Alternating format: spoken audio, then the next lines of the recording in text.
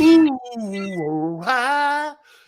Get a time in the LBC. Yeah, baby. Thursday. National Football Show. How you doing? Big Sills in the house. Welcome aboard. Come on. Come on in. How you doing? I know many of you. Oh, and by the way, hey, everyone over at the daycare center, how you guys doing? I know all the Eagle front office guys. Thank you so much. Tracy Rocker, great text last night. You're my boy. You always be. You know, Big Sills always had your back. Told everybody when you were hurt. Got you, man. We're good.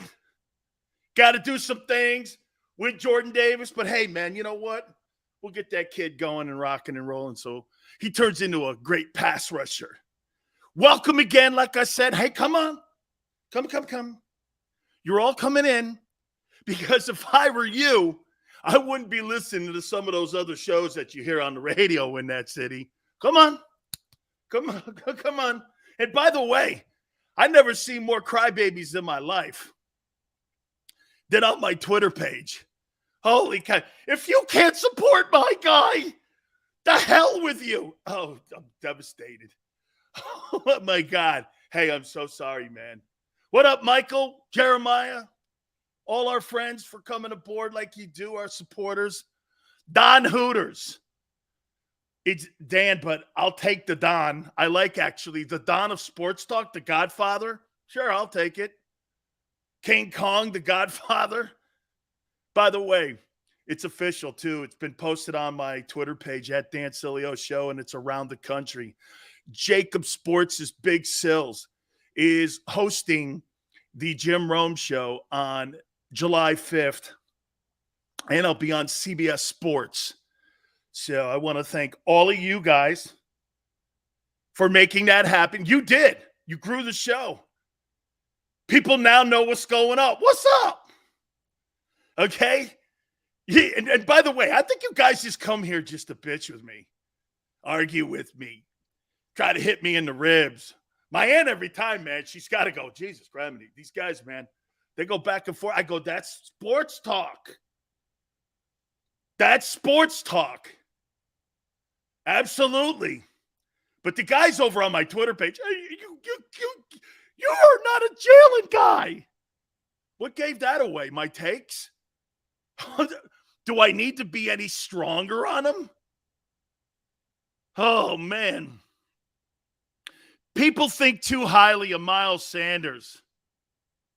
You exposed us, Sills. Hey, I got Miles Sanders here. Ho. You know we can't do a show without a list. Oh, my boy LB is going to be with us today, too. Lord Brunson's going to be with us in hour number 2. Fans' perspective. Got to get it. 4 weeks and some change out to training camp. Let's go. As Tom Brady says, let's go. All right. Yeah, man. Hey, before we get going here, man, a lot of crying. If you don't think our guy's the guy. By the way, I tuned in a little bit to the Sports Take guys, and I heard Rob say this. Rob goes like this. You can't compare Jalen Hurts to Justin Herbert or to Joe Burrow. Why? If you're going to pay a guy $40 million, you better compare him to those guys. Why would you pay a guy who's got less talent $40 million? What? You mean to tell me I've got to settle for something less than what they have with the LA Chargers or what they have in Cincinnati, Ohio? And I'm going to pay the same money? I don't think so, dude. I don't think so. Why shouldn't you compare your quarterback to the elite guys? If you're going to pay elite money, you better compare him to that. No, okay, look.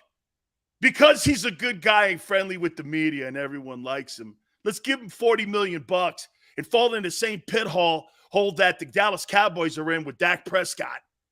Pay the guy.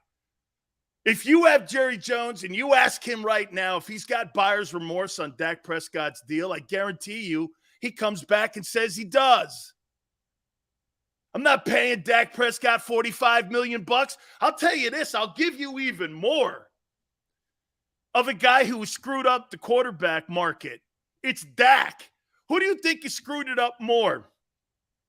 Desean Watson or Dak Prescott? I know what I'm getting with Desean Watson. That guy as a talent, no sidebar stories, no conversation on that. That guy is one of the elite guys in the game. Dak, friendly leader, great face of the franchise, all that bullshit we talk about all the time, that means nothing when it comes to production. Oh, man. Got to pay Dak. Yeah, you pay Dak, now you're in salary cap hell. Hey, man, well, you got to back my guy. Back my guy. I'm not backing nothing, man. Trying to win ball games here. What do you think? This is a love fest? Guys sitting around. I love you. Man, you're my boy. I love you. Dude, that's not what this is. I don't give a shit whether you like a guy or not. If I can replace you, I will. If I can get a better coach, I will. If I can get a better quarterback, I'm surely going to do that. Kidding me, man? I mean, I can't compare Jalen Hurts to Justin Herbert? Why? Who said I can't? If you're talking elite guys, okay, he's not then. That's why you don't want to talk about him. And hey, everyone, the reason you don't want to compare Justin Herbert and Jalen Hurts or Josh Allen and Jalen Hurts, because you can't. You can't compare them. They'll never be comparable. Those guys will never be comparable to him. Again, people on Twitter, man, I mean, you're in some sort of like fantasy land. The Cowboys aren't in salary cap hell because of Dak. Really? You pay a guy $45 million and you're running back 20, and you got dead cap money on Amari. Okay?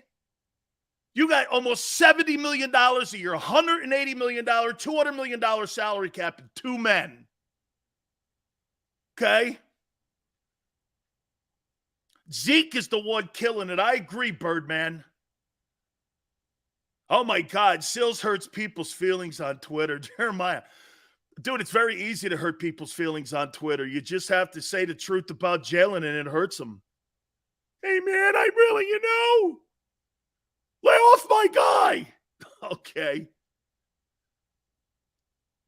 Okay.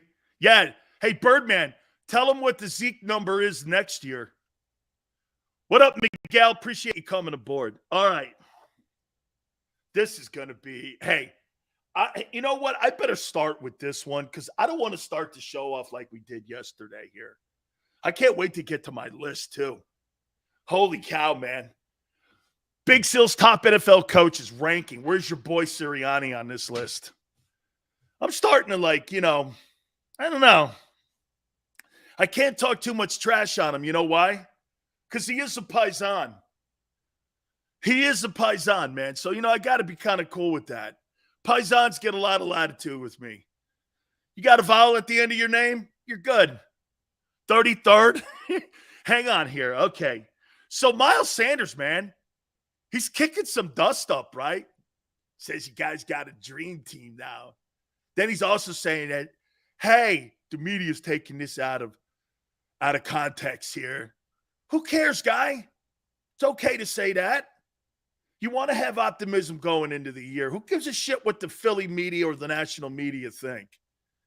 I'm not going to read the whole statement. I don't care. But then they'll turn around and start moaning, going, yeah, these guys in the media. They also bark that he needs more opportunities. Okay? Miles Sanders, okay, is a dude on that team. I wouldn't look at him as a bell cow guy where, I'm listening to him like I would if it was Jordan Mailata or Jason Kelsey or somebody like that, right? I mean, Lane Johnson. This doesn't really bug me all that much. I kind of heard it. I was like this. What did he say? They got a dream team, baby. Yeah. You know, the last time you guys had a dream team, man, that was a great football team. Wasn't that an 8-8 team? Holy cow, man, that dream team was awesome. Namdi and Vince and all them dudes, man. Wow. What a dream team. And now you got another guy barking dream team, man. Yeah. Yeah. Hey, what, you know, are you upset with him?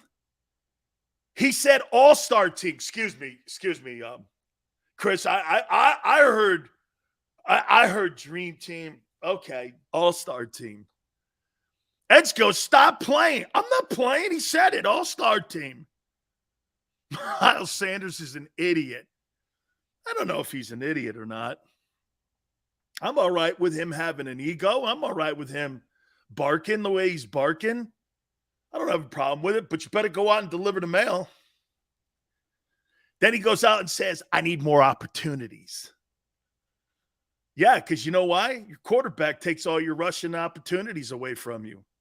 You're a running back. You don't want to be on the Eagles because the quarterback takes more carries than you. They set that offense up because the quarterback's only thing he does well is run the ball. That's why your opportunities are not going to be there, Miles. That's why your yards per carry has to improve. You may not get to 1,000 yards this year, but what you have to do, you have to make sure every carry you get is productive because you're auditioning for someone else. The Philadelphia Eagles are not going to sign you back, especially to the money you think you're going to get. So if I were you, my goal would be 4.5 yards a carry this year. Whatever that number is at the end, 750, 800, 900 yards. Okay? I doubt Howie allows you to get to 1,000 because that would mean it would put him in a bind to have to re-sign you to a number they don't want to re-sign you at. Because he looks at the running back. Howie Roseman looks at the running back position and the linebacking position on his roster as dudes. That's how he's handled it. He's looked at that area of the football team, and he's looked at the linebacking core and running backs as dudes and will do it by committee. Having a guy gain 1,000 yards doesn't help him because he feels he can go out. Shit, he probably thinks Gainwell or Boston could do it if he gave them the touches. He doesn't look at it like that.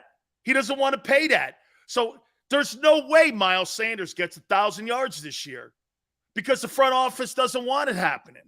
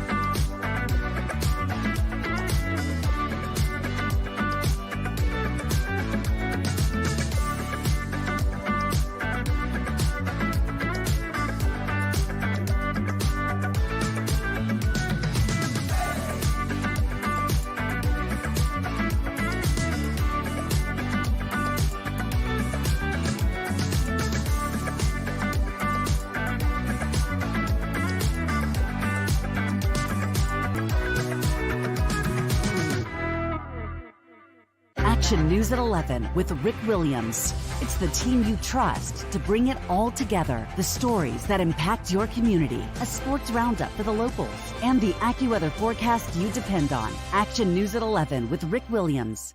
All right, did you know I was the Mommy Slam Dunk Champion? Really? Yes, really, don't sound so surprised. Let's see it. Oh, you're ready. All right, here we go. Let's hear the crowd. So go to right, I go to left, fake a mom. Mama, go up, mama! She did it. Again? You can't avoid gravity, but United Healthcare can help you avoid financial surprises by helping you compare costs and doctor quality ratings. United Healthcare.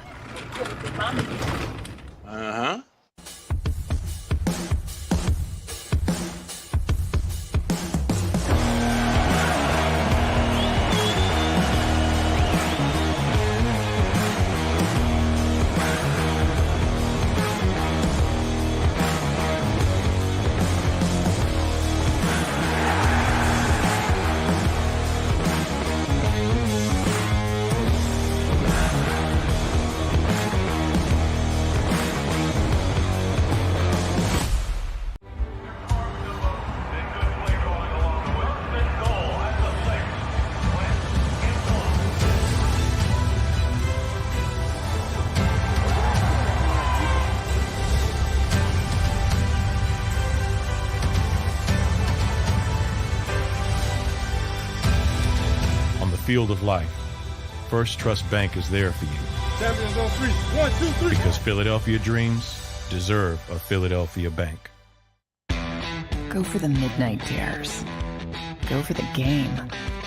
Go for the hits. Go for the fans. Go for the win.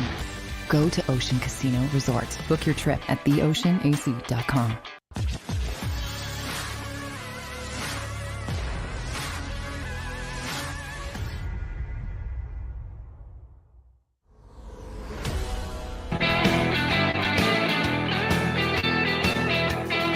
Yeah.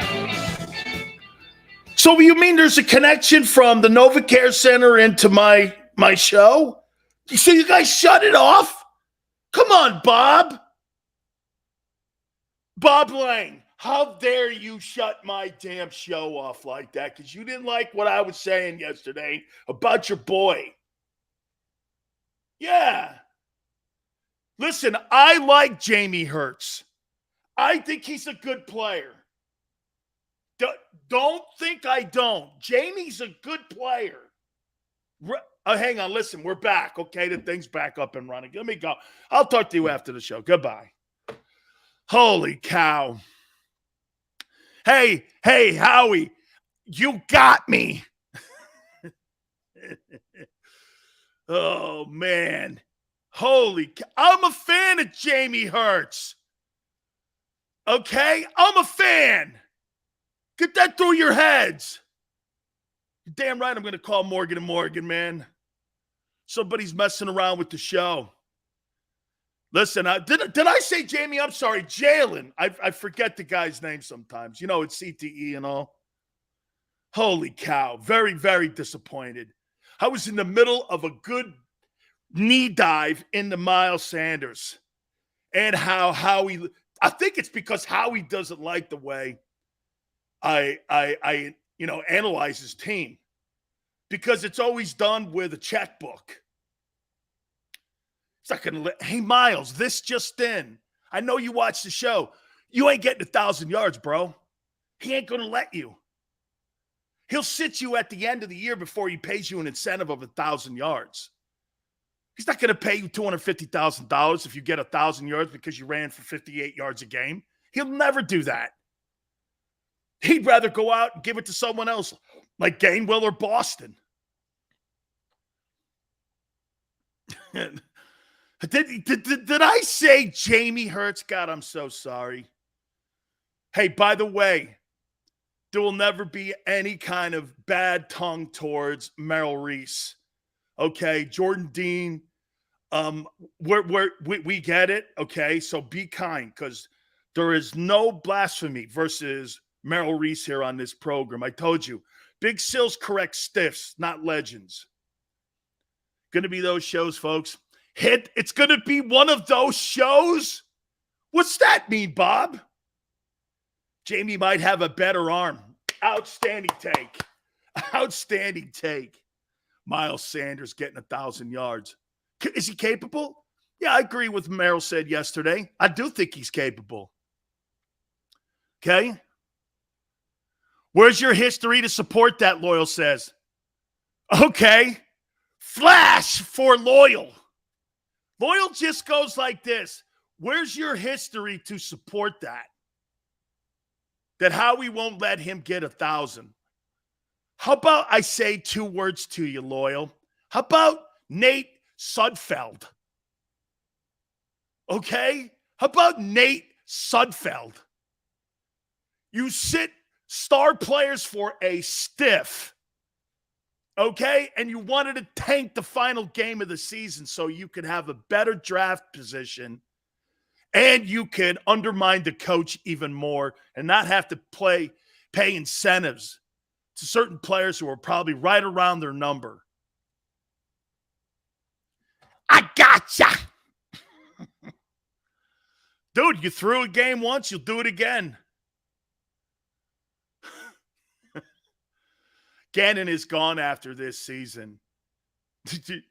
Hey, are we talking Rich Gannon? Or the only Gannon I've ever known is like Rich Gannon. This guy, Jonathan Gannon? I don't know. I was worried about 2 words. Thought we were about to hear Dykstra language. Big Sills loves yelling. Hey, we raise his blood pressure. Kyle, I think that's the Italian in me, though, Kyle. You know what I'm saying? Okay, Jeremiah, I can't do a show without doing that. Matt Nagy. I'm sorry, man. I got it. 35 days until preseason. Alex, what do you care? Your guys ain't playing. That was nothing to do with cash? Really? So you think if there's a player sitting in the final game and he gets a playing incentive if he plays all 17 or 16 regular season games, you don't think there's a $100,000 bonus in that if you play all the games? Every player's got incentives. See, people think that guys just get salaries and that's it, and there's not player incentives in these deals if you play 80 or 90% of the plays. And by the time you get down to the back end of the season, all those games matter towards your incentives, playing time. If you play 17 games, if your team finishes in the top 20 offensively, if you finish in the top 10 in rushing, if you finish in the top 10 in passing, old linemen get benefits and they get all kinds of incentives on that. Oh, Jesus, criminy. Read a book, dude. You kidding me? Every game matters at the end, especially when you suck like you did that year 4-11-1. Nate Sudfeld. Is he still in the league? Or is he working at the airport in Philly? I have the opposite view. Okay. Big Sills. Was that you in the Giants gear that got in and shouting match with Nick Sirianni? Nah, man, I don't wear Giant gear. Only my uncle's legendary Hall of Fame jersey would I wear. Preseason matters to us. Yeah, but not the Eagles. I actually like Sudfeld. Yeah, me too, man. He looked pretty good holding that cup of ice on the sidelines. Looked good, man. Hurts was smarter and already benched. Wentz dumbass. Hurts was the starter, and they already benched Wentz. They benched Hurts too, dude. Criminy. Hello? McFly. They benched Hurts too. McFly. No, I actually like Sudfeld. Yeah, man. I mean, did he go to Stanford? Think he's a smart kid? All right. Oh, man, do I love people. Sudfeld's in San Fran. You could thank Sudfeld for Devontae Smith.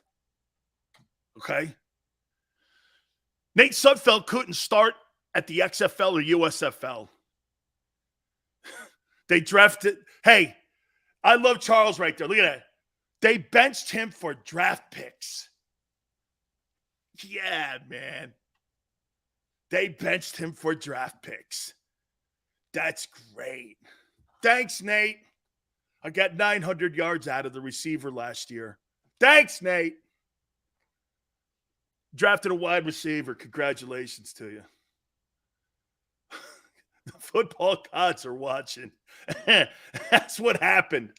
The football gods were like this. Sills, don't you know you have to always give credit for intangibles like he's friendly, pats on the back, knows how to give an interview, competitive, first in, last out? Don't you know? Hey, Birdman. Tanking games so I can have Howie look good in the draft. It's not professional football. Okay? You put your guys on the field to win games. And when you undermine them, it means that you'll undermine them again. Okay? That's my problem. It wasn't so much that he did that one time.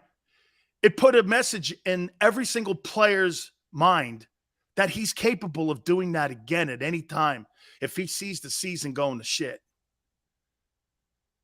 That's not, quite frankly, something you want your general manager being involved in on game day.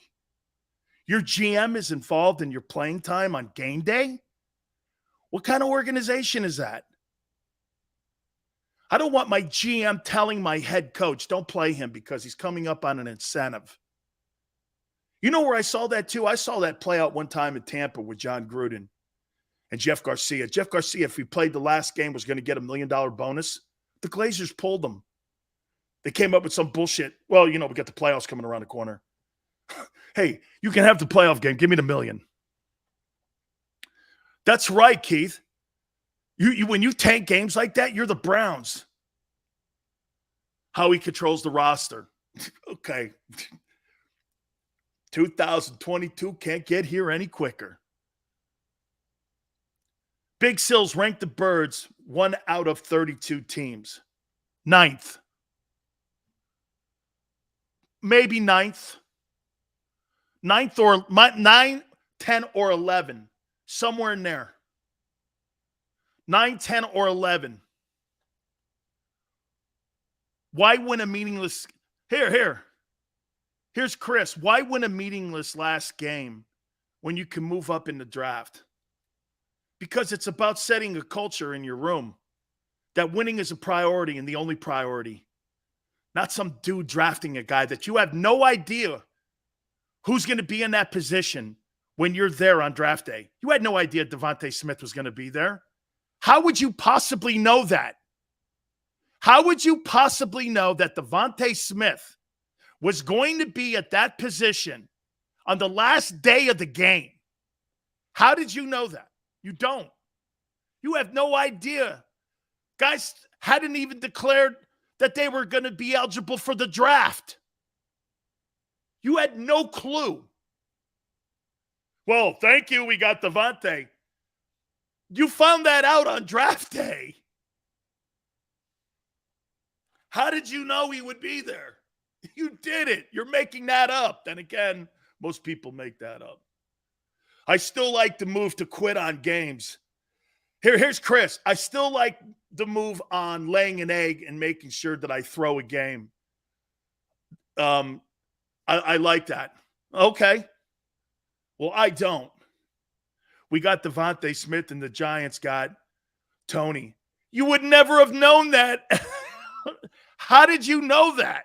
The draft played itself out on draft day. It doesn't play itself out in December. How do you had no idea that was going to be like that? Okay, you're making stuff up. How we could see the future. Okay, Birdman, that's a good take. Hurts gets $35 million. That's $60 million for quarterback and wide receiver. Oh, my God almighty. Hey, because of the interruption, Xander, we're not going to break here. We'll break like at 45 or whatever here. I got another topic here I want to throw off you guys. Okay, you ready? Nate Sudfeld. Go get him, Loyal. That's your boy. Hey, because Doug wanted to see what they had. You think he was sold after the game, yay or nay? Oh, that's right. He didn't get a chance to really give a good grade because he got canned. Yeah. Howie vision. Okay. So Howie rubbed his lamp and went, man, we're going to have Devontae Smith. So he knew in December, like this. Ooh. Draft gods. Ooh. We're going to get Devontae. Yeah. Okay. Oh, watch out, gang. Well, it had zero to do with Nate. I don't think it's a big deal either throwing games. All right. Here's the one for you. Buckle up, boys.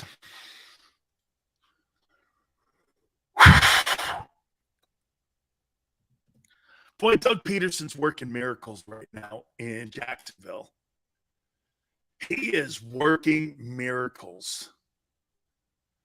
Peter, appreciate you coming aboard. Please, guys, hit the like button. Hey, he's working miracles with Trevor Lawrence. Holy cow, man. Did you see Trevor Lawrence, what he said? We're building something very special here in Jacksonville. It is an absolute privilege to show up to the building and see Doug Peterson holding the door for me when he walks in and we both sit down and we talk about the vision of what we want here in a championship mentality football team. Man, way to go, Doug. That is wildly great to hear a quarterback going like this. Doug Peterson is everything you want in a coach. Doug Peterson is making me a better player. Doug Peterson, and you notice one thing? Doug hasn't said anything about Trevor. It's the quarterback saying it. You got that same stuff going on in Las Vegas with Derek Carr. Derek Carr's like this about Josh McDaniels. Dude, this guy's a guru. He's a genius. I mean, John Gruden is great, but this guy, Josh McDaniels, is unbelievable. You never want your coach. Jalen's putting the ball in. There's just a different spin on it. There's just something different about the way he's running around out there in those helmets and shorts. You got the quarterbacks themselves in these other places talking about their head coach. Derek Carr's like this about Josh McDaniels. This is really unbelievable. The plays that he has, the understanding that he has for offense, how he puts quarterbacks in positions, all things matter, is remarkable. Yeah, man. You so want to hear that. You so want to hear that. Don't want to hear my quarterback, just sitting back and not saying that he's picking things up from his new coach. See, in other places that you got to sell the player, you're hearing the coach go, there's a different spin on the ball. Hey, it looks a lot better. We got a long way to go, but it looks a lot better. Jags will stink again. I got a question for you here. Okay? Sirianni with Jalen. Doug Peterson with Trevor Lawrence. Who turns their guy into a superstar quarterback in the NFL?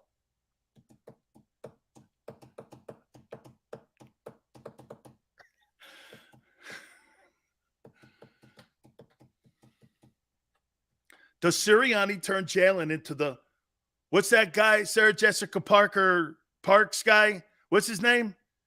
$45 million? Does Sirianni turn Jalen into a $40 million quarterback?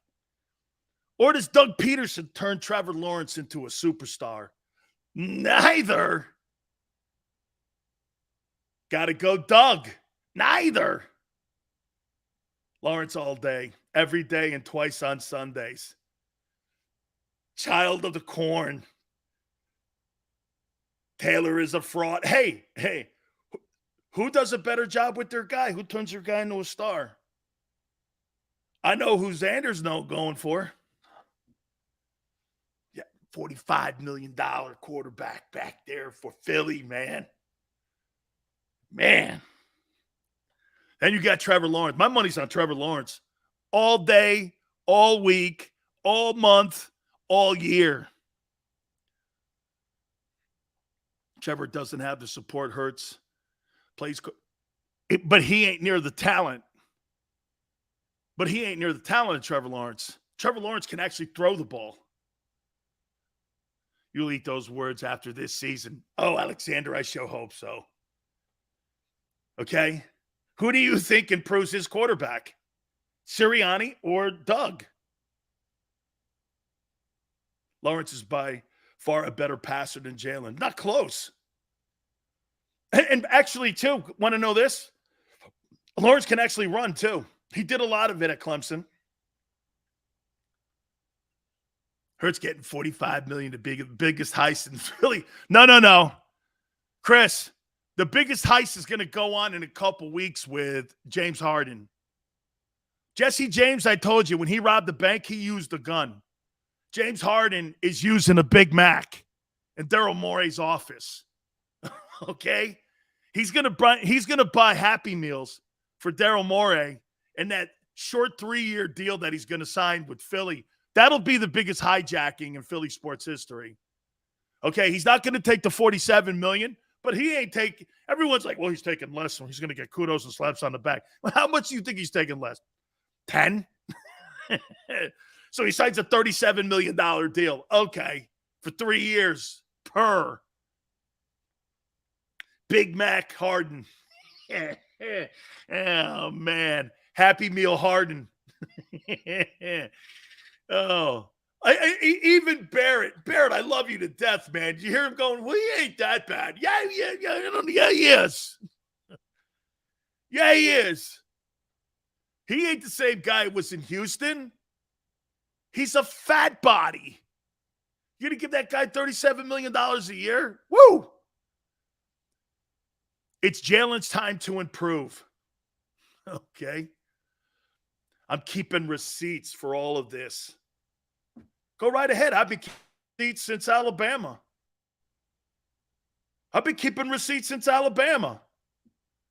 Has he gotten better since Alabama? Watch this.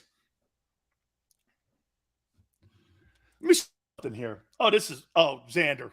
I hate Xander, watch this.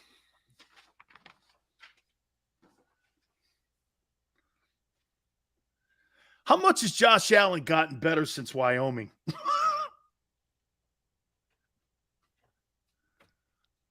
A lot. Substantially. Tell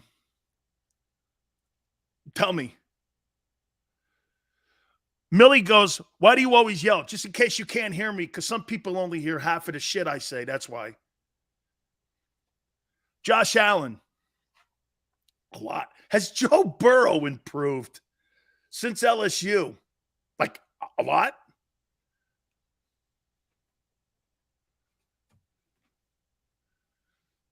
Has Kyler Murray improved since Oklahoma? Yeah, a lot.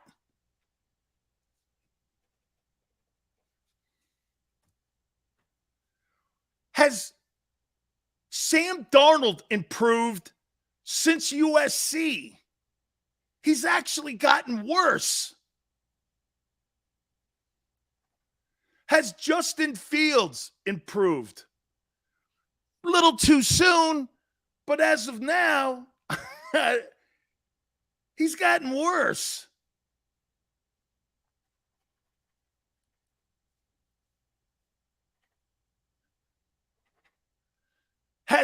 Big Chris goes, has Lawrence improved? Yeah. You know why? Because he got finally an NFL coach instead of a freak show coach. Right here, baby. We're going to do the dance called the grind. My team flew back, so I'm staying behind. I'm Urban Meyer, man. I'm a rock star coach.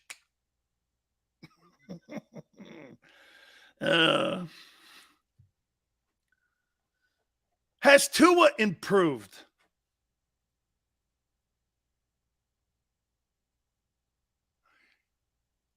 Yeah. I wouldn't say a ton. Yeah. Has Jalen improved since Alabama? Yeah. Probably as much as Tua.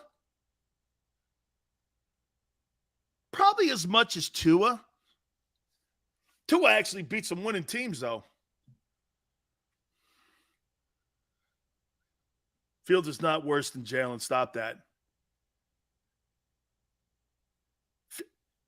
I think Justin Fields sucks out loud. But we'll see. The OSU Sills watch. Our OSU own. Yeah, hey, child. One day produce a quarterback that's worth the shit in the NFL. That might help. Hey, but wait a minute now. I asked the question. So do you think Sirianni turns Jalen into a $40 million a year quarterback? Or do you think Doug turns Trevor Lawrence into a star quarterback? Who's your money on?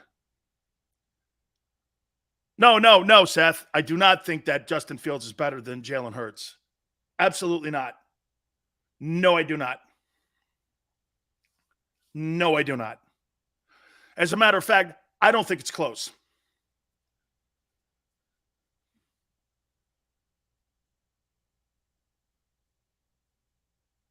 Dank. What were you watching last year?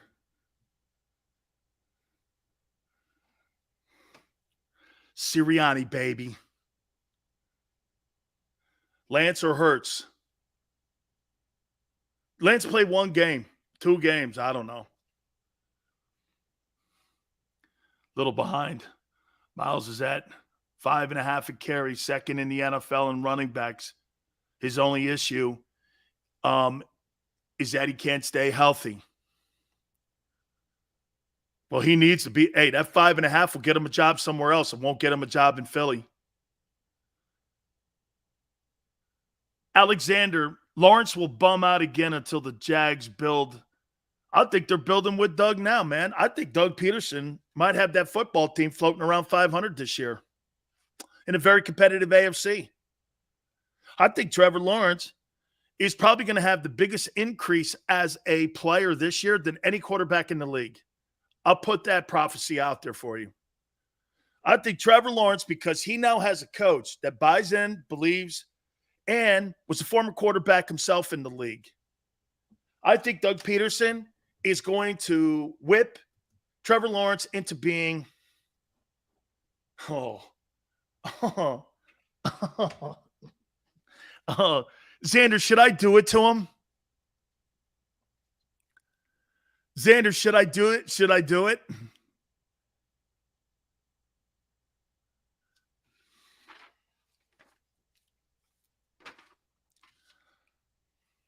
Okay.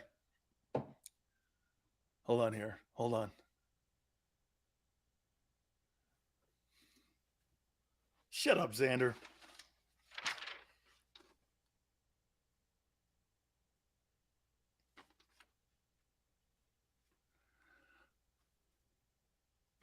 Are you ready?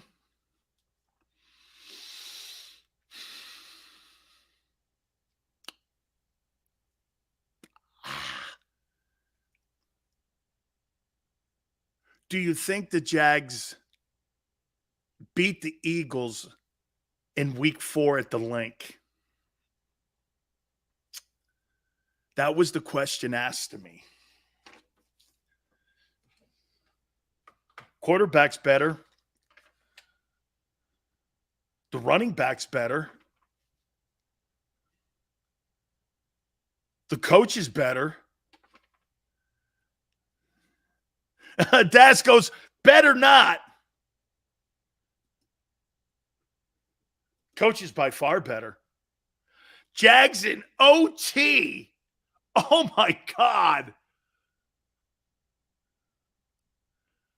Hold on here. I'm going to show you something here. You see this Cohiba? The Birdman goes, if they lose to the Jags, we riot. Hang on. I don't want to incite anything here. Or I'll be on the panel at the January 6th hearings. So I don't want anything to do with that, okay? But you see this Cohiba?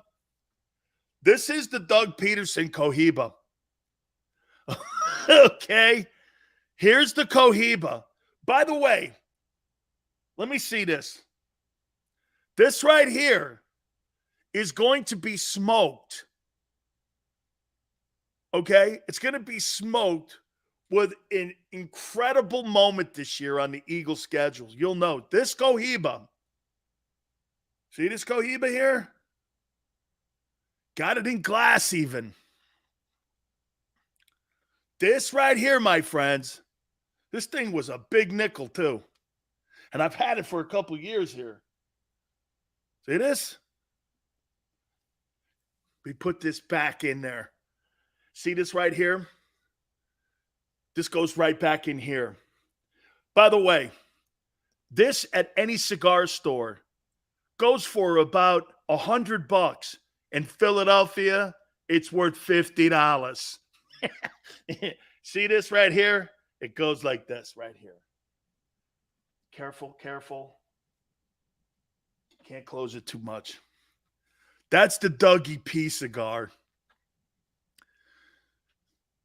See here, Eagles 34-17.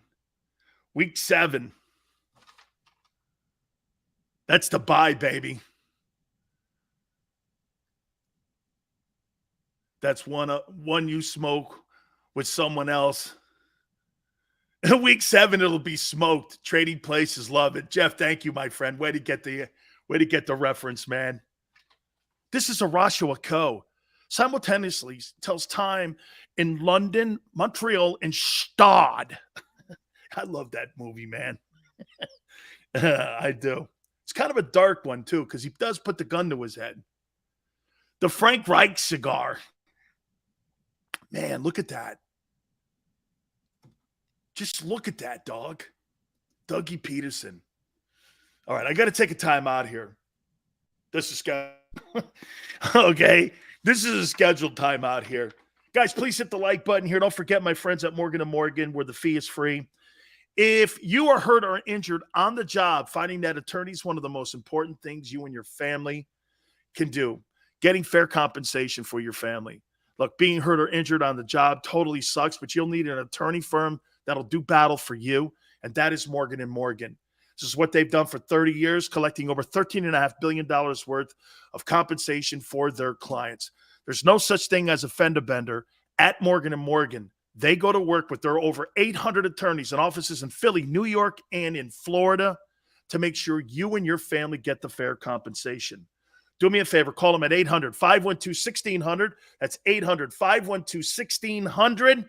24/7, 7 days a week. The call is free. The consultation's free. 800-512-1600. And when you call Morgan & Morgan, do me a favor. Tell them Big Sil sent you. When choosing a lawyer for your injury case, you may ask, does the size of the law firm matter? Well, of course it does. The insurance company, they're huge with unlimited resources. And whether your case is big or small, they're built to bully you out of the money you're owed. But here's the good news. When choosing a lawyer for your injury case, you may ask, does the size of the law firm matter? Well, of course it does. The insurance company, they're huge with unlimited resources. And whether your case is big or small, they're built to bully you out of the money you're owed. But here's the good news. We're big too, the biggest actually. And we're built to fight to make them pay for all that was taken from you. Size is our strength. There's only one Morgan & Morgan. ForThePeople.com.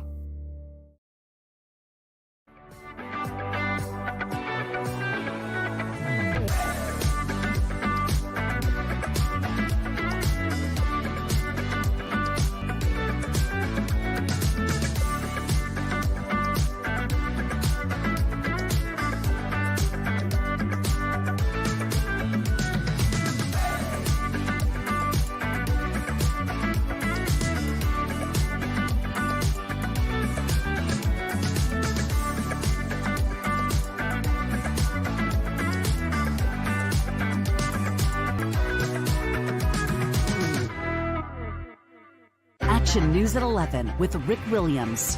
It's the team you trust to bring it all together. The stories that impact your community, a sports roundup for the locals, and the AccuWeather forecast you depend on. Action News at 11 with Rick Williams. All right, did you know I was the mommy slam dunk champion? Really? Yes, really don't sound so surprised. Let's see it. Oh, you're ready. All right, here we go. Let's hear the crowd.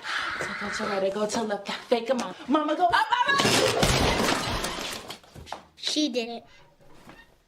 Again? You can't avoid gravity, but United Healthcare can help you avoid financial surprises by helping you compare costs and doctor quality ratings. United Healthcare.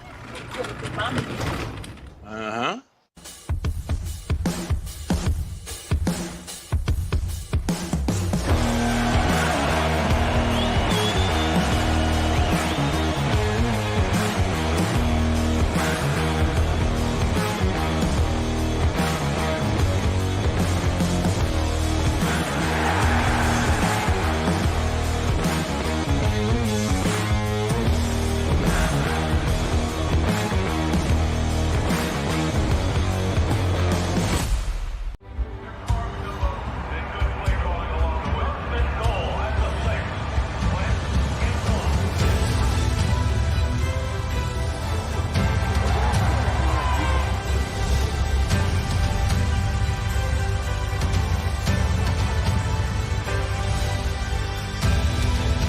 field of life, First Trust Bank is there for you. Champions on three. 1, 2, 3. Because Philadelphia dreams deserve a Philadelphia bank. Go for the midnight dares. Go for the game. Go for the hits. Go for the fans. Go for the win. Go to Ocean Casino Resort. Book your trip at theoceanac.com.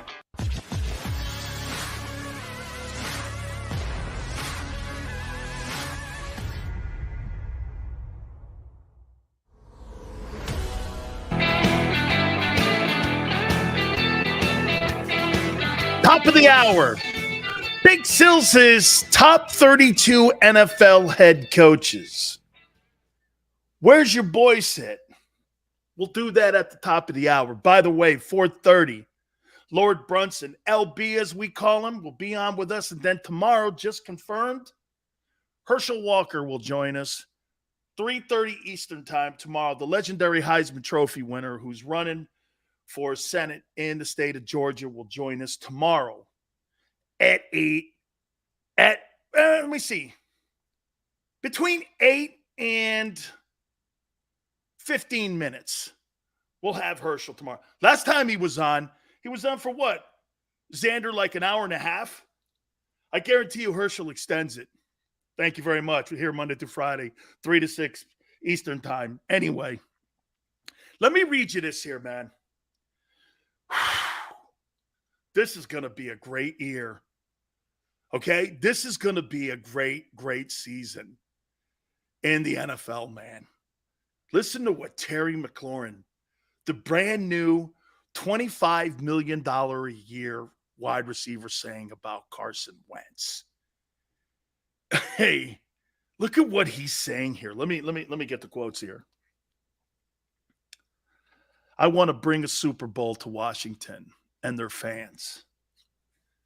Being around Carson Wentz has been a shot in the arm.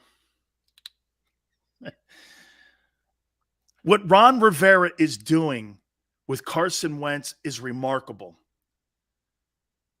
These guys are at the hips of each other every day.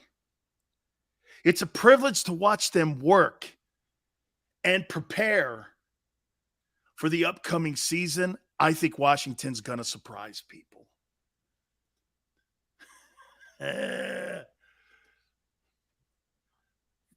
The Carson comeback is in full force.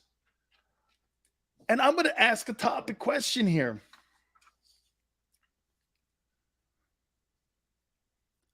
Alexander goes, 25 million will make you say anything. Alexander, I'm going to buy into that. Okay. Okay, hey, Alexander. No, maybe you're not that far off. All while Wentz has earplugs. Dude, hey, Xander, is it me? Hang on, Michael. Every time I bring Carson Wentz up, it's like bringing up like the Antichrist. Every time I say something about him, this is guy in your division. He's saying Wentz is unbelievable.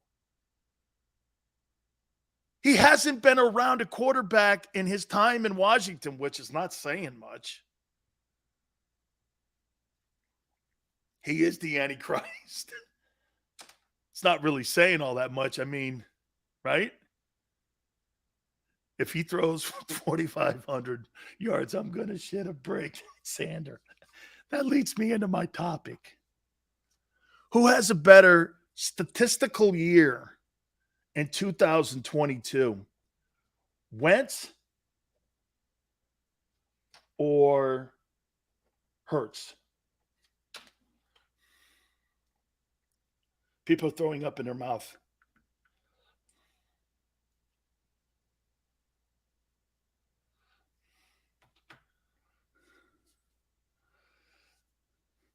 Hurts. Okay, wait a minute. I think we have Hurts by a lot. Hurts by a lot. Hurts by a lot. Hurts by a lot. Let me see. Carson Wentz stats. Let me see something here. So, let me see. Carson Wentz's best year was 17. He was 11-2. As a matter of fact, when you look at this, Carson Wentz, since that 17 season, has only had one losing season as a start, 2 losing seasons in his 5 years as the starter. And in the last 1, 2, 3, 4, 5 years, he's only had one losing season.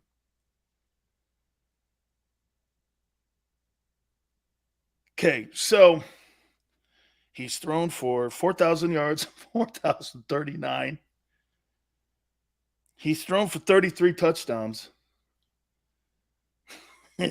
Last year, he had 27 TDs and 7 picks and 35-63. And he had a 94 quarterback rating.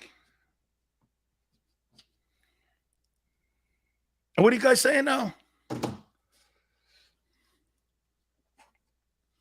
I won't count that 17 year. We'll just do last year. Well, he played 17 games last year. Overall Hurts because I don't give a shit. I said passing. Passing. Carson Wentz. So do you think watch this. Here's a better one. So you think that Carson, you think Hurts has more passing yards than Carson Wentz this year? Hurts is going to go bonkers this year. Jamie has no shot. Can I tell you, do you guys really want to know what I think, what kind of year he's going to have? Here, I'm going to put the number here.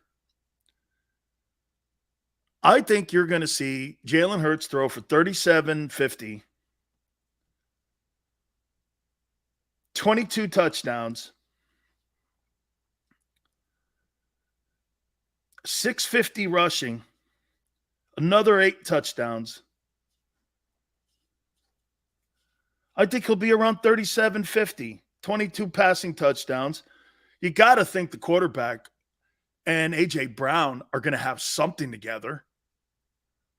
Okay? You got to think it's going to be around 3750. Not good enough. Well, I'll tell you what, if Jalen Hurts throws for 3750 with 22 passing touchdowns and 650 rushing, your football team's going to win a lot of games. And you're going to re-sign that guy, and it's going to be your guy. And that $35 to $40 million deal conversation will be a conversation. I don't think they'll ever go that high. I think they'll pay him around 30. Hurts will never see 4,000 yards. Never. In his career, he'll never see it. He will never see 4,000 passing yards. Donovan McNabb didn't. He's not a better passer than McNabb. Wentz is the only guy in your team's history ever to do it. And it's not going to be this guy.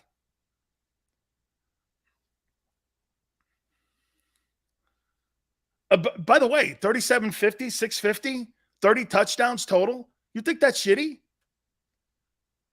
I don't think that's all that bad. Jalen's going to go for 43.78.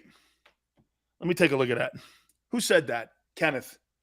This is what Kenneth thinks is going to happen here. Watch this.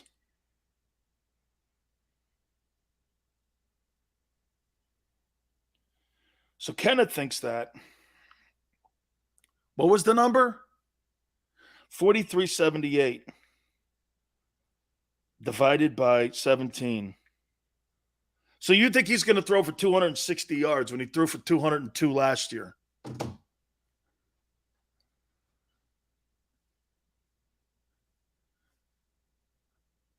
How about 3,999? He's not throwing for 4,000 yards. I say Carson Wentz does this, baby. You ready? I say Wentz goes for 4,250 yards, 30 touchdowns, About a 95 quarterback rating. That's what I think he does. And I mean that. I think he throws for 4,000 yards this year. Who's got a better chance of throwing for 4,000 yards? Jalen or Carson? Watch. Hurts, of course. We are going to shift gears because I'm sick of that. Ranking the NFL top head coaches. Okay? Where's your favorite guy sit? Lord Brunson will join us 4:30 Eastern time. Hit the like button. We'll catch you in hour 2. Keep it here on the National Football Show.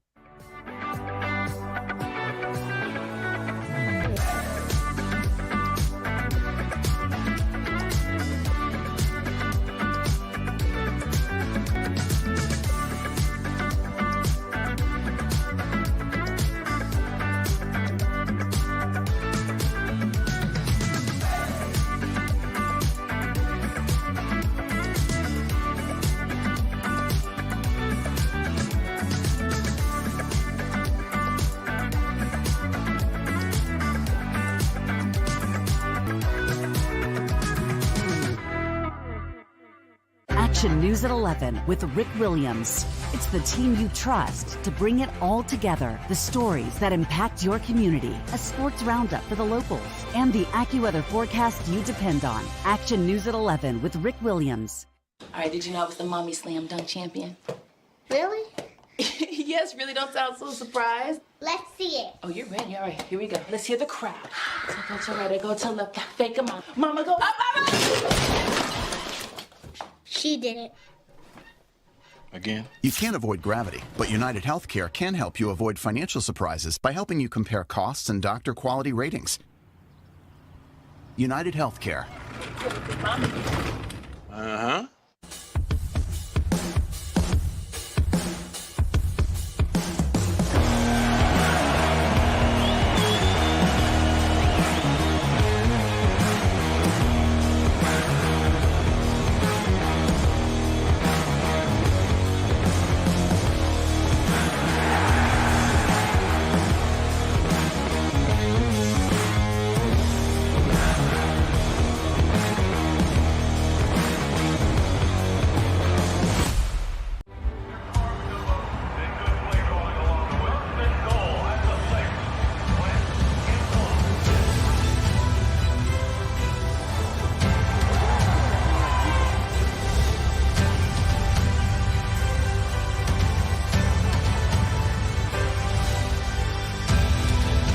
Field of life, First Trust Bank is there for you. Champions on 3. 1, 2, 3. Because Philadelphia dreams deserve a Philadelphia bank. Go for the midnight dares. Go for the game. Go for the hits. Go for the fans. Go for the win. Go to Ocean Casino Resort. Book your trip at theoceanac.com.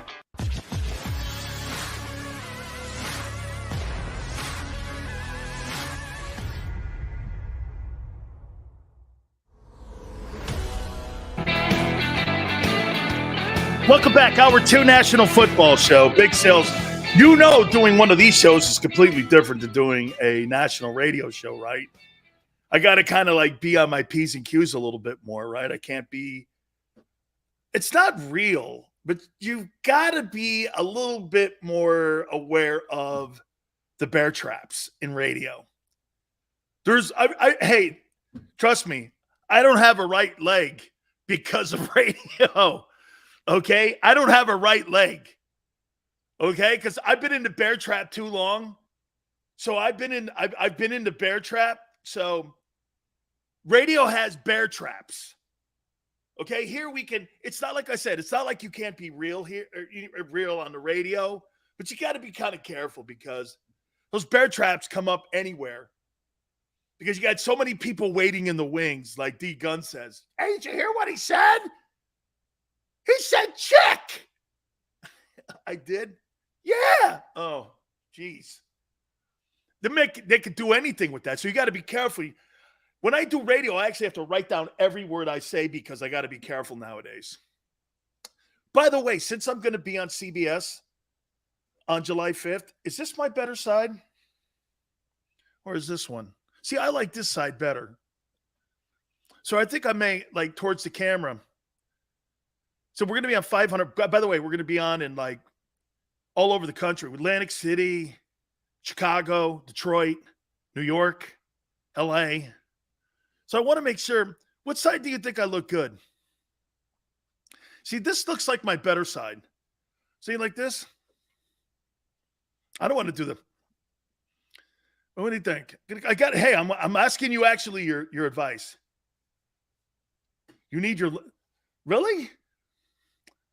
That side makes me look fatter. This side makes me. Well, I don't know. I don't know.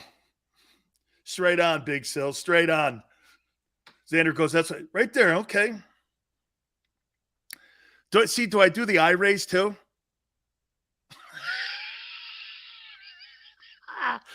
What a goofball. I can't help myself, man. See, there's a part of me that just wants to mock radio, but I'm not because, things are working again. And believe it or not, people are calling my phone again, like every day again. And I'm going like this. Look, Big Sarge, chill, daddy. Left side better. This is so wormy. Asking dudes how another dude looks is so wormy. Hey, Bob, do you think this shirt looks good on me? I would never ask a man ever in person, how do you think I look? Just for men. Hey, guys, what do you think? This shirt does it for me? Good night, almighty, man. There's something seriously wrong with me, man. But then we've known this for a long time. You got to do the smirk. Can it? You Philly freaks know it, don't you, man? Kenneth knows what I'm doing. Okay. You know what, Xander? These South Philly freaks and these East Coast people, man, they're just no bullshitting them. Uh-oh, here comes the list. That means Jalen sucks. Okay. Okay, here we go. Remember something. This list leads somewhere, and it always goes back to the quarterback. Oh. Child, I don't have enough time for that. I would. Hey, see? Oh, I can't say it. I can't say it because I've been told not to say that part of it, so I can't. Yeah, I can't say that part. So the only thing I can talk about is Tuesday the 5th. Yeah, I'll be on CBS. So Sean McManus, the chairman of CBS, found out. And he goes like this. So you mean I'm going to be on my vacation watching that network and your big mug's going to be on it? And I go, yeah. And he goes, this is incredible. Sean's been on our network a couple times, right, Xander? Chairman of CBS has been on a couple times, I think twice. And we're childhood friends. We've known each other 40 years. 40 years. And, hey, do you know why we're friends 40 years? I've never asked him for a job. That's why we're friends. And so I've never even asked him to be part of anything. But we've been friends for so long. Do you know who his father? Does anybody know who his father is? I don't think you guys know this story. Before I get into my coaches, don't forget Lord Brunson, bottom of the hour. Oh, and confirm Herschel Walker tomorrow at 3:30. Do you guys know who Sean McManus, the chairman of CBS's father, is? Do you guys know who he is? Top 10 assistant coaches in the NFL. Well, don't worry. Hey, one above all, you wouldn't have one guy on that list. Okay, you wouldn't have to worry about that list. We're not going to do a list where the Eagles don't have anybody on it. Yo, Big Sales, when it comes to calls made in the field, do you think the referee should be in the booth with the commentators, should be part of the decision-making of the penalties? Well, don't they got a guy like that in the booth already? Dave McManus. Jesus. All right. Do you guys know who Jim McKay is? Or is this guy too old? Is that name too old, Jim McKay? Do you remember spanning the globe to bring you a constant variety of sports? ABC's Wide World of Sports. Anybody? You guys, you don't know who Jim McKay is. Wow. Seth goes, I have no idea. That shows me right there that I'm old. Okay. That shows me right there to you guys, man. Wow, man. You guys have no idea who Jim McKay is. That's crazy, unbelievable. Jim McKay is one of the greatest broadcasters in the history of sports broadcasting, and the agony of defeat. Did the Olympic Games forever. Plus, the standard and the gold standard of sports broadcasting was ABC's Wide World of Sports. And you know, McKay never called a Super Bowl. He never called a World Series. He never called like Wimbledon or any of that stuff. Okay? Michael. So get this. So when I was a young kid living in Stanford, Sean went to Fairfield Prep. I went to Catholic High. And we would have a Thanksgiving Day game every year against Fairfield Prep. And he was like on that team. I was on Catholic High. And we went back and forth. We became friends. And then before you know it, we became friends. I started getting recruited for Maryland by this guy by the name of Doc Santinella. I was being recruited for Maryland since I was a sophomore in high school. And Sean, him. So finally one day, this guy is recruiting. He's a booster, gigantic booster. Okay? He takes me on the boat. Listen to this in this Stock Lake. Sean McManus would become the chairman, who is the chairman today of CBS Sports. Puts on the Masters, the Olympics, all of that. Back in the day, and plus the Super Bowl. Doc Santinella, a big-time booster for Maryland Terrapin football, and Jim McKay. And there's me in a boat. We're bass fishing. We must have did this. My aunt knows the story. We must have done this. I don't know. We must have done this 100 times. And I would go like this. Jim, where were you? He goes, I was in Lillehammer last week. We were doing a special on barrel jumping. And I'm going like this. What? And yeah, he goes, or I'd be in Russia somewhere. It was crazy. And he would come to my football games with Doc and watch me play. And everybody would sit there at Catholic High going, there's Jim McKay. Yeah, he come in here to watch Sileo play. I knew Jim McKay since I was 17 years old. I knew Sean since I was 17. We've known each other, God, forever. And wait, hey, one last thing to close this up. This is the saddest story of all time. So once I got done playing, guys, I called up Jim McKay. And I said, Jim McKay got me into broadcasting. I'm in broadcasting because of Jim McKay. And so I called Jim McKay up and I said, Robustelli, hooked me up with Jim McKay and all that. You know, here's his office number because he had done some stuff. Of course, I knew Jim, but I didn't have his office number. So he goes, do me a favor. I want you to call Roone Arledge. So I call Roone Arledge. He goes, so what do you want to do? I said, I'd like to do college football sideline. And he went, come up and see me. I'm sitting in a room in the office of Roone Arledge. Jim McKay's there. Sean McManus is there. And Jack O'Hara was there. Hey, what up, William? I'm sitting in this room. So he goes like this. So Jack O'Hara goes, listen, I'm going to the French Open. And when I get back, we'll work on it. Guess what happened? I never talk about this story. You know that TWA Flight 800? Jack O'Hara and his wife and his 3 kids were on that plane that exploded outside of New York. And I was like, I couldn't believe it. I could not believe it. I got a call from the people at ABC because I had a scheduled meeting, and I hadn't heard he was on that plane yet. And I had called and I said, are we still on with that meeting? His secretary calls me in tears and goes like this.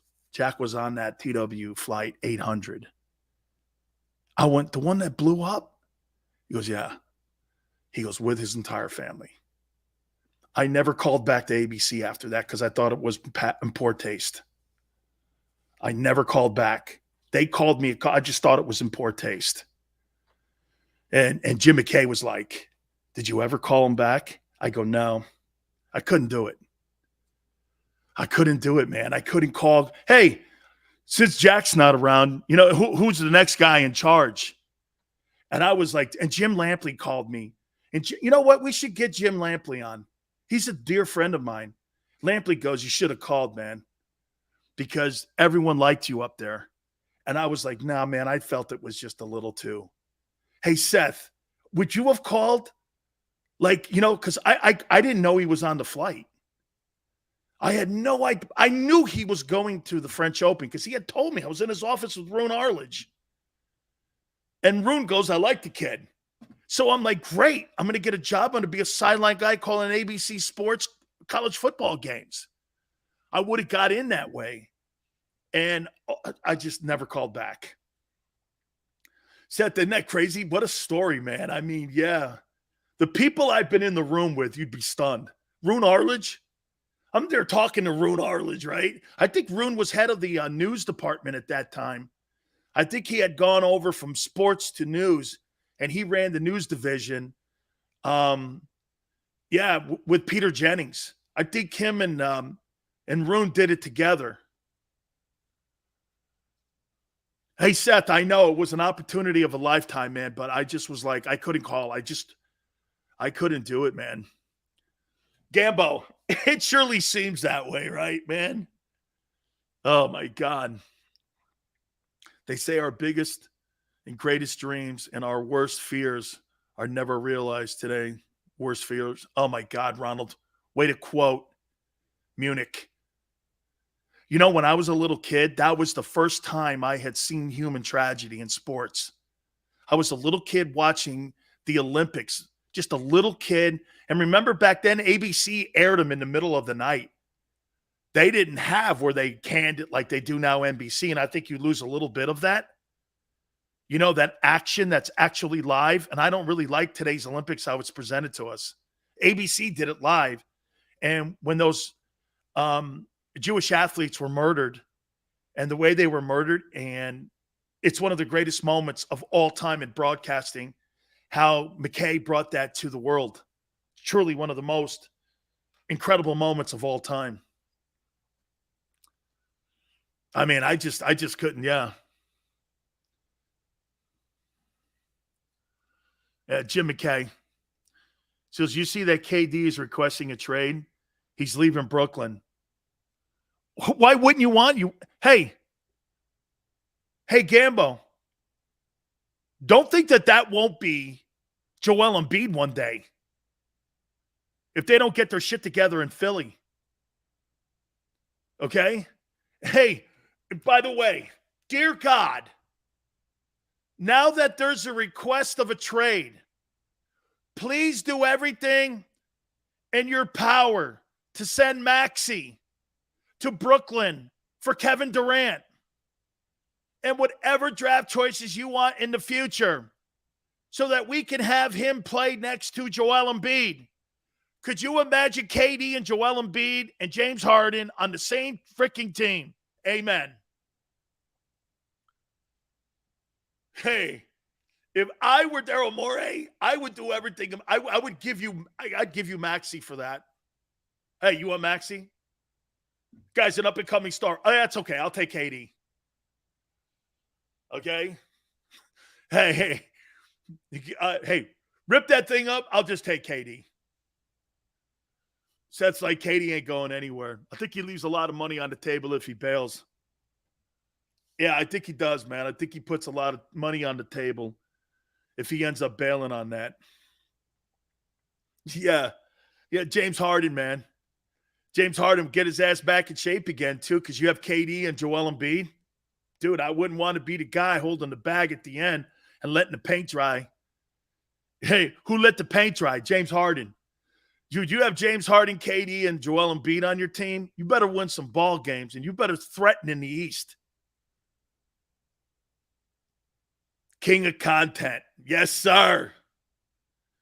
He's got, hey, Gambo, he's got 4 years left on his deal. You know what's funny about that, Gambo? I've never seen contracts like I do in the NBA where guys bitch and cry their way out of ball places and go to other places because they cry their way out of them. It's the only league that you can cry yourself out of something. The NFL's starting to get like that. Tyreek Hill cried about Kansas City. Stephon Diggs cried about Minnesota. Devontae Adams, he was a free agent, kind of. So, I mean, that didn't really work there. He's not bailing on that money. I get you. I don't think he is either, Chris. I don't think he is either. Man. I just looked down here again. Carson Wentz is a leader. Carson Wentz is a leader.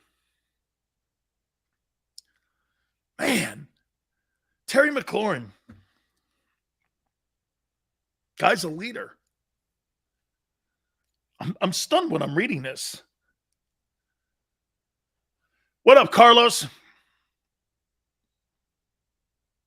That's the facts. The collective bargaining going into be rough for the players. Oh, I think it is too going to be rough for the players.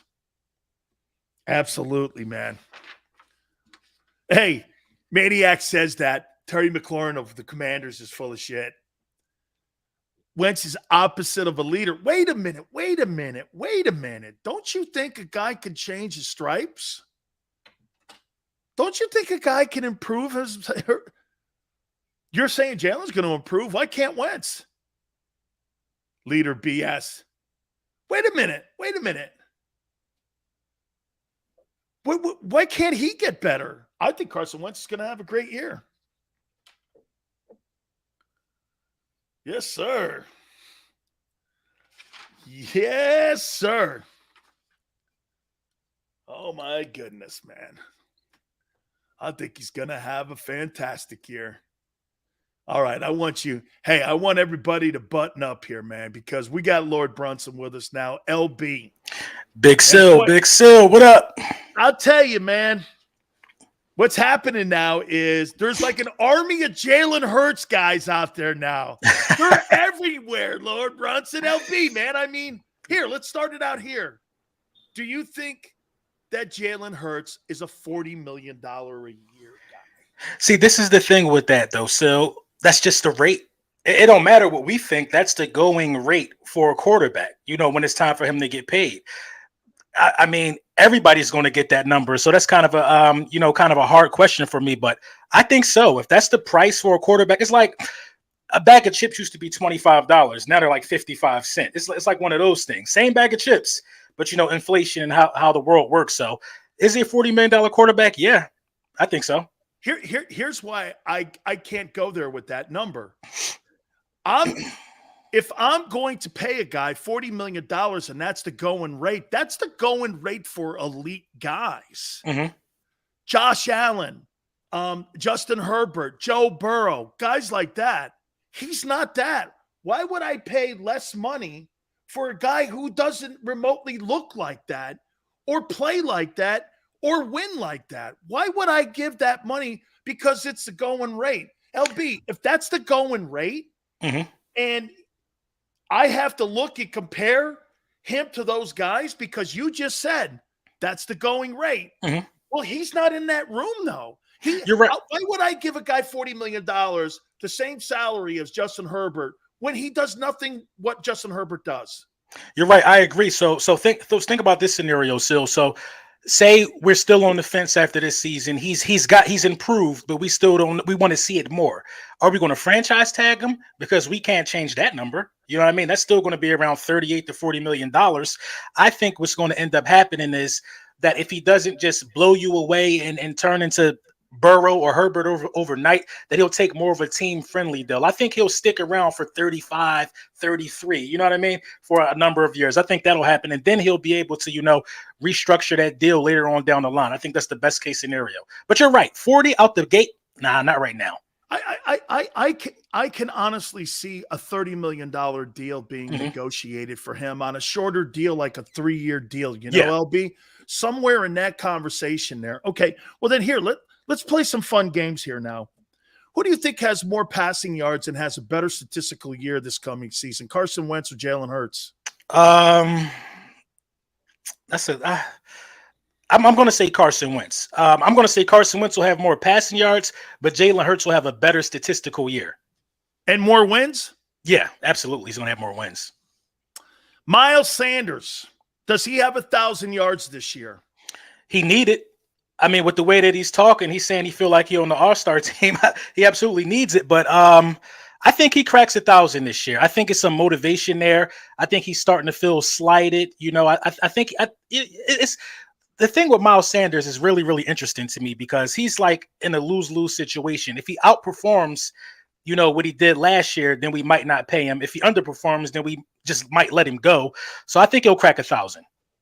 If he does crack 1,000, do you think the Eagles come to him and offer him a contract extension? No. I don't think Miles Sanders sticks around even if he cracks 1,000. I mean, you got Kenneth Gainwell, who showed so much in his rookie year with very limited snaps. I mean, one could argue that Boston Scott is just as important as Miles Sanders in his running back room. Miles Sanders didn't even have a rushing touchdown last year. Boston Scott and Kenneth Gainwell were absolute weapons at times for the Philadelphia Eagles when we needed Miles Sanders to be that. But in Miles Sanders' defense, we didn't use him at all the first 7 weeks. So we'll see.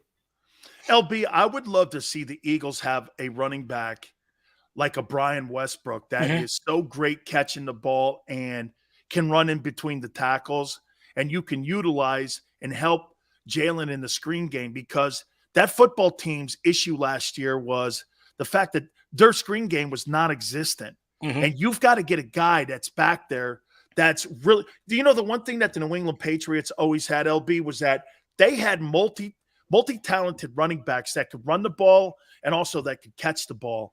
And I don't really think the Eagles have that kind of dynamic player. If you're going to have a quarterback that struggles in accuracy, your screen game's got to be better. I think he's there. I think he's actually on the roster. I think it's Kenneth Gainwell. At Memphis, Kenneth Gainwell actually lined up at the wide receiver position. I think the real problem with the Philadelphia Eagles is that they don't know how to utilize the talent on a football field at times. Kenneth Gainwell should have been lined up in the slot to make this offense way more dynamic than what it was last year, especially with Jalen Reagor being one of your most important wide receivers. I mean, as far as, getting minutes on the field go. So I think that guy is on the field. It's just a matter of the Philadelphia Eagles recognizing that, Miles Sanders might need to reel back on the touches, and we got to give Gainwell some of that. Do you think that they have 2,000-yard wide receivers? Oh man, it's going to be really close. It's so doable. I'm telling you, it's so doable, but it's going to be really, really close. I think Goddard's going to get 1,000, and I think one of those dudes is going to get 1,000, Smith or Brown. Yeah, I can really see that happen. Goddard is probably going to end up leading the team in receiving yards because everybody's going to be so focused on the outside play of AJ Brown and Devontae Smith. But I'm perfectly fine if Goddard gets me 1050. And Devontae Smith gets me 850 and AJ Brown gets me 900. I'm perfectly fine with that. Does Jalen throw for 4,000 yards? I think at the end of this season, Jalen Hurts ends up being, the record holder for most passing yards in the season for Philadelphia Eagles. I say that. You're saying 4,100 yards he's going for. Yeah, it's not hard to do, Sil. I think that that's average, really, when you think about today's NFL, especially with the weapons that he just got. Do you think this defense goes from being one of the worst sack defenses in the National Football League to being a top 10 pass rushing team? 2 years ago they had 55. I didn't realize that. And then that number went down to 29. Right. So the ability, I think, is there. Maybe the scheme kind of got in the way a year ago. Do you see this team with the talent that they've added back in the top 10 in sacks? I think so, man. Last year we were second to last in sacks. What was one of the main reasons why? In my opinion, it was Brandon Graham not being there. Brandon Graham means way more to this team than a lot of people, realize. A guy don't have to get you 14 sacks, 19 sacks, and all that crazy stuff to show his presence. Like Brandon Graham was a pressure machine. Now you got Brandon Graham back. When Brandon Graham needs a breather or and vice versa, Hassan Reddick is going to be coming off that edge. So this team absolutely has no excuse for not being in the top 5 in sacks, in my opinion. Okay, I got one last one here for you. Who wins the Doug Bowl in week 4? Okay, Trevor Lawrence and Doug Peterson versus Jalen Hurts and Nick Sirianni. Who you got? I got Nick, man. I just think our roster's better. So you think Nick's going to outcoach Doug? I don't think Nick is going to outcoach him. That's it. Hey, Sil, man, you should have texted me that one, Sil, before you asked me that one, because I love Doug. I don't think Nick is going to outcoach him. I think Nick just got more talent. And I think the Eagles will edge that game. Hey, if there's ever an office open in City Hall in Philly, you should run for mayor. that was a real political answer. Yeah. LB, man, it's always great catching up with you. By the way, find a time for me. I don't do it for very many people. I'll do it for you, man. All good, I got you, man. We're going to work something out next week. We'll work something out after the 4th. You find a time, we'll do it, brother. Hey, can't be Monday or Tuesday, but somewhere down the line. Oh, absolutely. We'll absolutely. I got you, Sil. You got it, man. That's my boy, LB, man. I love this kid, man. That's really good, and he's good at what he does, too. Make sure you check out his show as well. You see that, man? Do I mislead people, or do I lead folks here a little bit? Big Sil's here from Morgan & Morgan, where the fee is free. Hey, look, if you're hurt or injured on the job, one of the things that you have to do is make sure that you find your family the right attorney, and Morgan & Morgan is that law firm.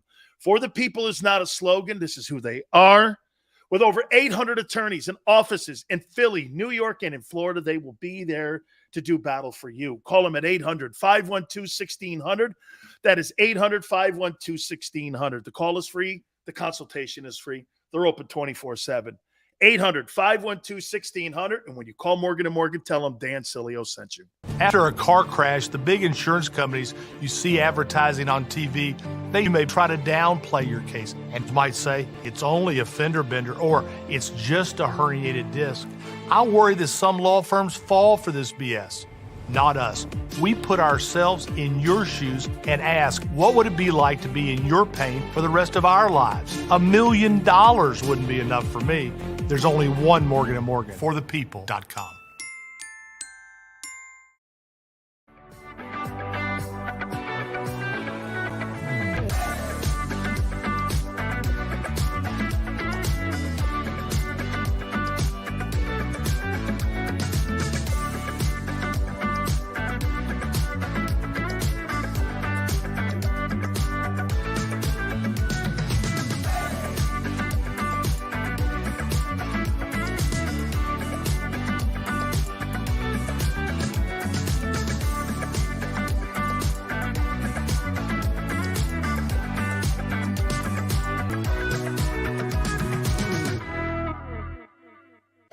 News at 11 with Rick Williams. It's the team you trust to bring it all together. The stories that impact your community. A sports roundup for the locals. And the AccuWeather forecast you depend on. Action News at 11 with Rick Williams. All right, did you know I was the mommy slam dunk champion? Really? Yes, really, don't sound so surprised. Let's see it. Oh, you're ready. All right, here we go. Let's hear the crowd. So go to right, go to left, fake a mom. Mama, go up, up, up. She did it. Again? You can't avoid gravity, but United Healthcare can help you avoid financial surprises by helping you compare costs and doctor quality ratings. United Healthcare. Uh-huh.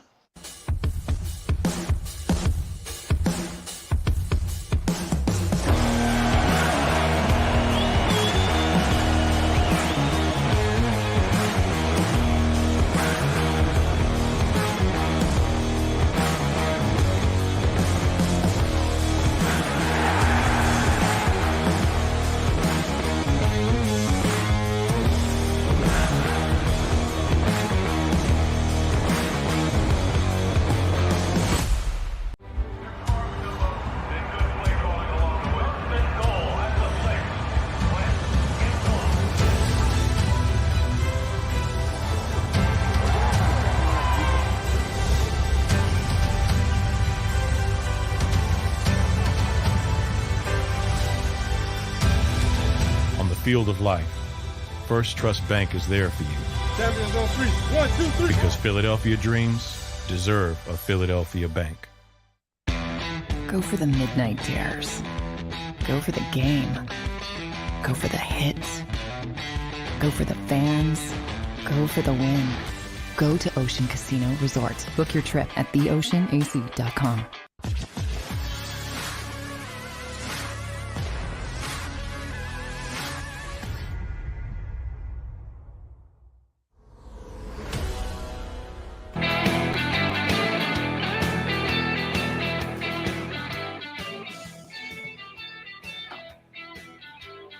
Yeah, John Meyer, please. Hey, John, how you doing? Listen, hey, man, I heard some great things about Kayvon Thibodeau. Yeah, no, I heard he's kicking ass. Strahan told me the other night that. Yeah, no, I heard. Hey, listen, that meeting with your scouts and Brian Daboll with TVD, it's on. Mario texted me today. He's in the rainforest, believe it or not. Mm-hmm. Yes, just make sure you keep it between us. Right. Yeah. This is the studio. Oh, very few people have the studio line. This is my studio to get me directly when I'm on. Nobody knows. All right. Okay. Okay. Thank you. Hey, John. Thank you very much, man. Bye. There we go.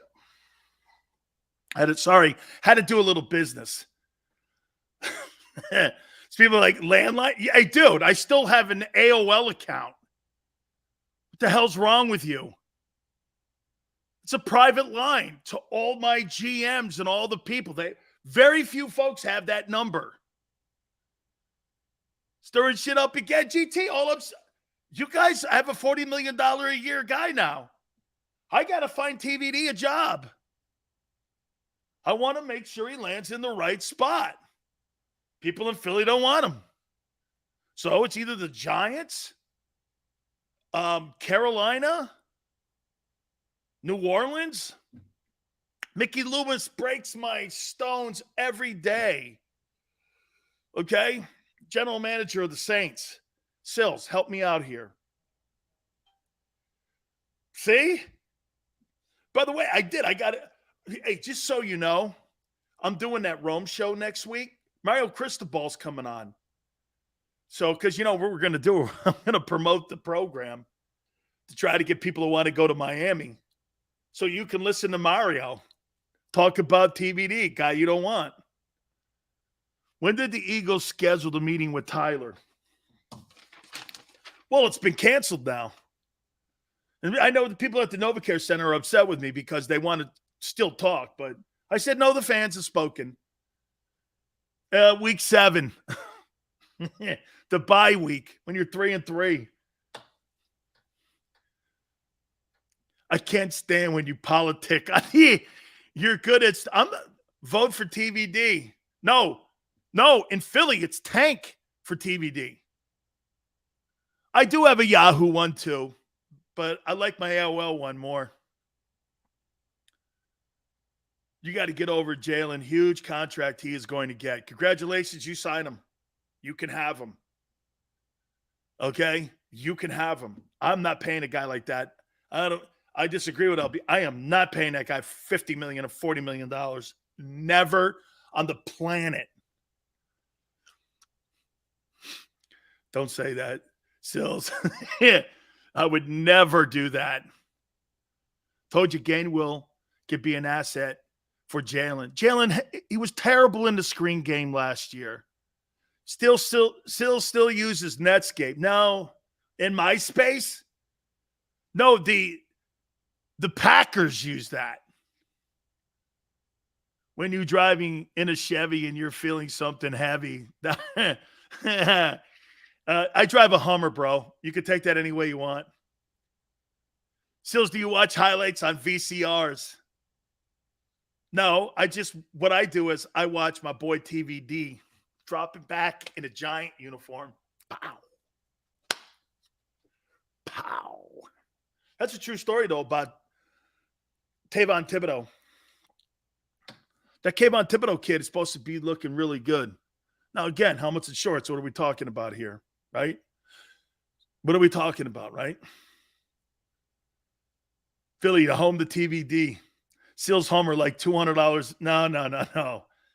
The beautiful thing about what I do is that I do my job from my house. And if I don't have to start the Hummer up at all for the week and I drive it once a week, I'm okay with that. You see, we own the car, so it's not really killing me. Okay? It's not really killing me. Top of the hour, we'll do the coach thing. Top 32 coaches in the NFL. Of course you have a Hummer. Yeah. Well, now, wait a minute, Josh. I find that to be a shot at me for some reason, and I take offense to it. What are you implying there?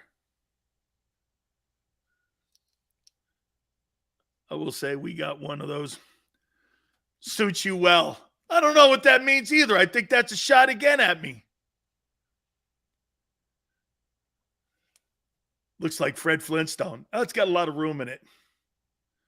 Plus, I like Hummers. How you doing? Oh, good, Josh. I'm kidding. Seals Hummer eats Hummers. And oh, God. Dude, I told you this, man. I'd rather have a rickshaw. It's terrible on gas. It totally is terrible. Oh, I got an update on the Desean Watson story. Listen to this. Listen to what's going on this week. Here's the latest. Okay? Okay, check this out. The Players Association and the league and the Texans and the Browns all agreed that him sitting out the 2021 season has to count for something. I haven't found out what they put as a value on that. They compared it to this. Like a paid leave. You know how a guy under suspension, you know, when a cop does something and they put him on a paid leave until the investigation's over? That's what the Players Association is saying, that the 2021 season should count. So it should count for something. He was never on the commissioner's exempt list. He was never officially suspended. However, all the sides, not just Watson's folks, are saying the 2021 season has to count. He was healthy. He was active. He was, in theory, on paid leave. Now, look, he was standing on the sideline. Some of those games he wasn't. Okay? So they're saying that some of that has to count towards his suspension. Joseph says he chose to sit out. Well, it was, okay. Well, he chose to do, and so did the Texans. The Texans chose too, because they paid him. And he was active. And he got credited an NFL season without even picking up the football. He was active the whole year. The Texans also chose. Why did they cart his ass out? They were paying him. He was active. They also agreed. So if a club agrees to that same thing that the player agreed to, it's almost a paid leave that both parties agreed to. That's what they're kind of going through right now. Look, I'm not suggesting to you that he's not going to get suspended, but I don't think it's what people think. I don't think it's going to be a full year. I think it's going to be 8 games reduced to 6. And they're going to sell to the public that he was out the entire 2021 season. It has to count for something. Because you know why? When you said it earlier, he chose to sit out. Well, the NFL and the Texans chose to pay him, chose to have him active, chose not to suspend him. They didn't do anything until the investigation was settled. Paid leave. It's got to mean something. Joseph, I think they're going to go 10, reduced to 8 to 6. Alex, the creep meter's high on this guy. Look, I'm not talking about all that stuff that, adult and the Messiah. The creep meter's high. I don't know. It is. I disagree. Suspension is different than paid. But the Texans put him on that too. The Texans agreed to it. Dude, the Texans are accountable here. Either they agreed with not paying or playing him because they paid him. Why didn't they play him then? That's kind of some of the stuff they're going through. What's the proper punishment? Using the fact that the league, the commissioner's office, the Texans, and Watson all agreed he shouldn't play. Well, shit. You can't come back a year later and go, well, that didn't count. The conversation that we had, that doesn't count. For them to pay you, have you on an active roster, then trade you. Then trade draft choices for you. The Browns, the league had to be in cahoots with this. They had to go down the entire way, and they had to go down this road with Watson, the Texans, and the Browns. They had to be clued in on all of this. What do you think? The league was just sitting there going, well, the guy's guilty. This guy here at 24. Well, dude, that's not how this whole thing played out. Alex, I don't know what innocent is. I listen, in the NFL, if you don't know this by now, it doesn't matter if you're innocent. If you're guilty in the eyes of the NFL, you're going to pay the price.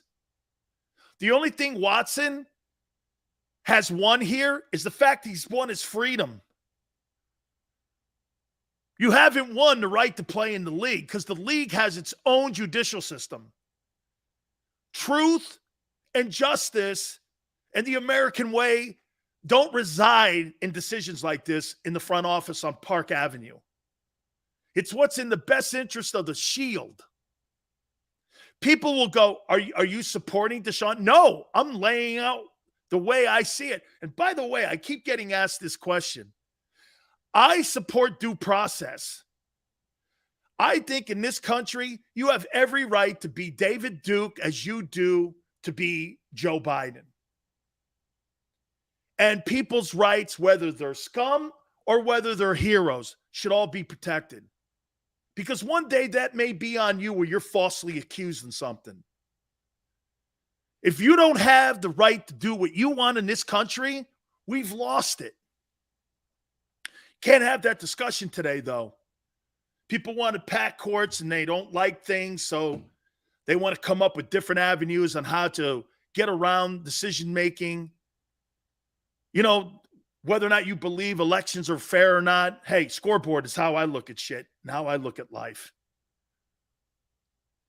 8 games, GT probably in there 6 to 8. And yeah, by the way, I never say this to you.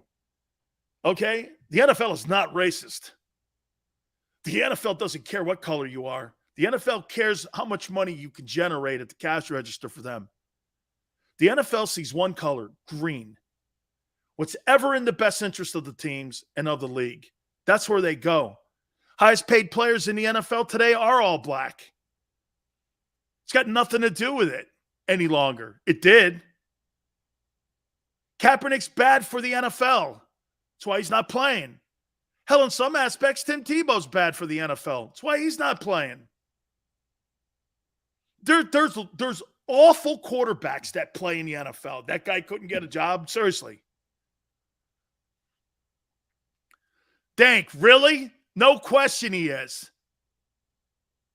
No question. Okay? It's crazy when people, look, you got every right to be a lowlife and a highlight in this country. Okay? As long as you don't hurt people, when you start hurting people, that's when the game changes. When you start have criminal charges filed against you, that's when things change. The National Football League sees it one way. Those owners are sharks. You think those owners are truly racist? They may talk with a racial slant, but they're about what's best for the team. League, making money. But so get this. You really think an NFL owner says this? Hey, I'd rather pay the white guy the $40 million than pay Jalen. The guy would go, he's not as good. I'd rather pay Daniel Jones on the Eagles than Jalen the 40. There's not a guy on the planet in that front office that would go, you can't do that. Daniel Jones sucks. Oh, you're right. You think owners are going to throw money after horrible decisions? It's hard enough to get that position right. It always kills me when you hear people go on social media and accuse the owners of being racist. Like, that's like going exactly what I just said. Yeah, man, I'd rather pay Daniel Jones than Jalen Hurts. Who in their right mind would think that a team would do that? Who in their right mind would think that? Daniel Jones is underrated. Daniel Jones sucks. How many black commissioners? Hey, so how about this? The National Basketball Association, those players are business partners with them. When you sign a guy to a $300 million guaranteed contract and you pay a guy over $250 million, he ain't just a player any longer, Chris. He sits at the board of directors table. Because if a coach comes to you and starts talking shit to you, you know what you can say with a guaranteed contract of over $250 million? F you, guy. I have FU money. I don't have to listen to you. I don't have to listen to you. I don't give a shit who you are. And I could tell Adam Silver that too. I'm guaranteed $250 million from Joe Tsai in Brooklyn. I could turn to you and go like this, F you. Give me my money.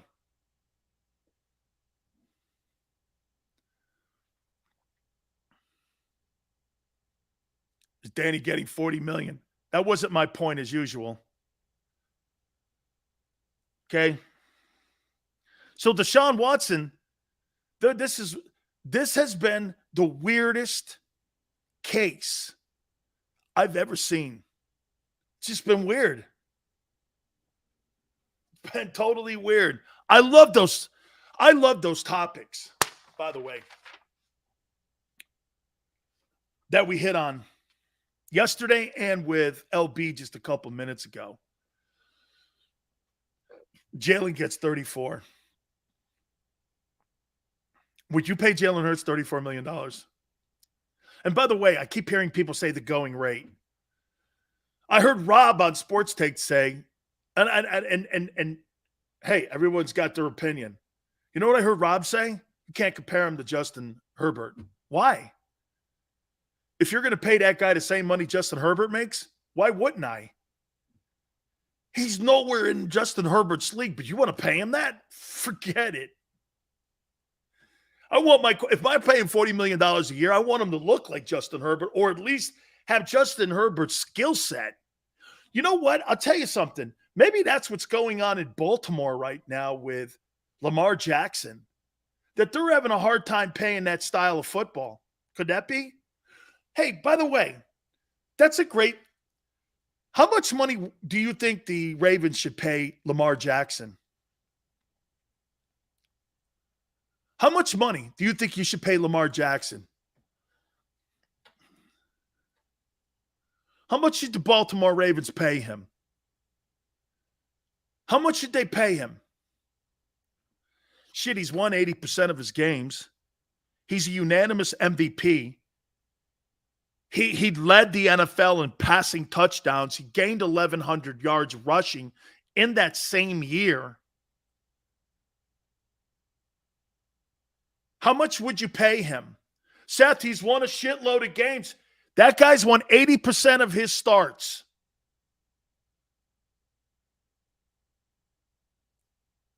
Donald, $20 million?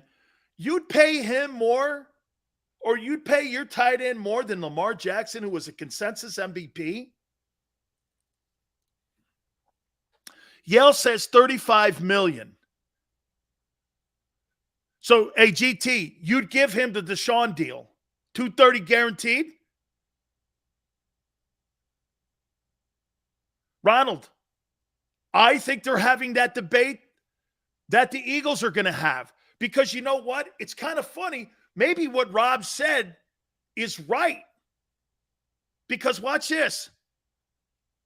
Lamar Jackson doesn't resemble those drop-back quarterbacks. He does a little bit Josh Allen. Josh Allen got a shitload of money. That's probably what they're debating in Baltimore. Do you think that style wins? $34 million for Lamar? Boy, I think that. Why do I go like that? That's low. Boy, to me, I think you got to start at $45 million a year for him. My problem with Lamar is I don't want to give Lamar a 5-year contract. And I'm guessing they want a contract that kind of resembles Dak Prescott's contract. Because remember something. Desean Watson is making $46.7 million this year. His money's fully guaranteed. He's making $46.7 million.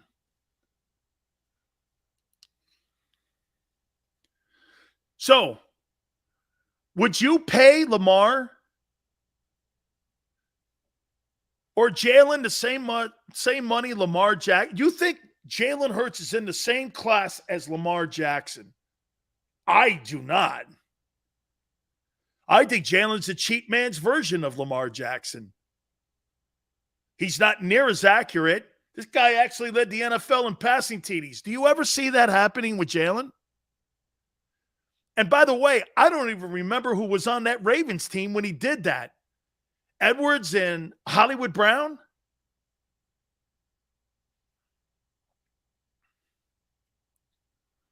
You got to be debating that.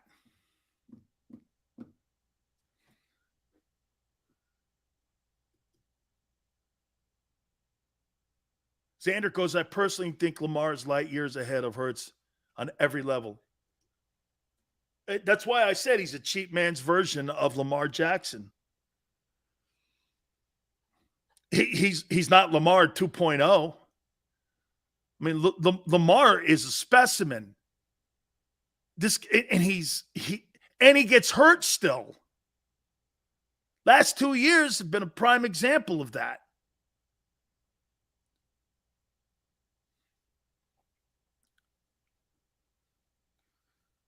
Lamar Jackson can play, man. I can't tell you how many times Xander and I were both doing this every Monday. That guy's something else.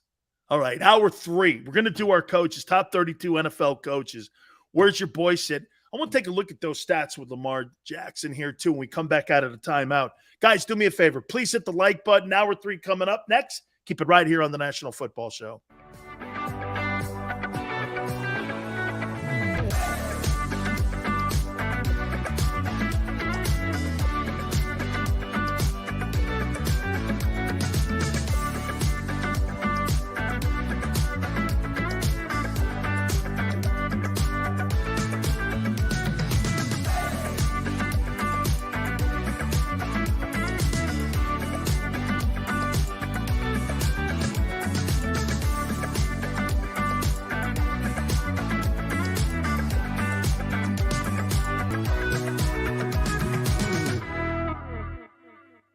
Action News at 11 with Rick Williams. It's the team you trust to bring it all together. The stories that impact your community, a sports roundup for the locals, and the AccuWeather forecast you depend on. Action News at 11 with Rick Williams. All right, did you know I was the mommy slam dunk champion? Really? Yes, really, don't sound so surprised. Let's see it. Oh, you're ready. All right, here we go. Let's hear the crowd. So go to right, I go to left, fake 'em out. Mama, go up, up, up. She did it.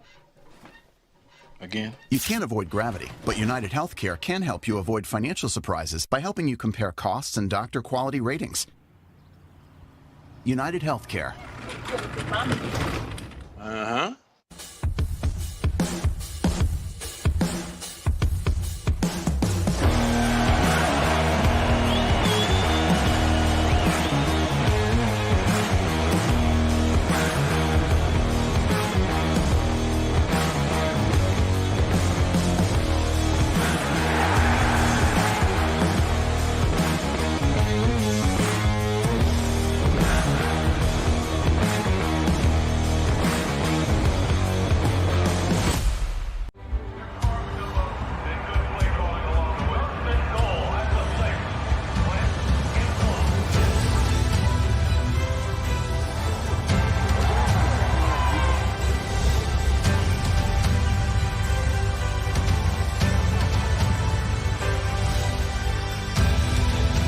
Field of life, First Trust Bank is there for you.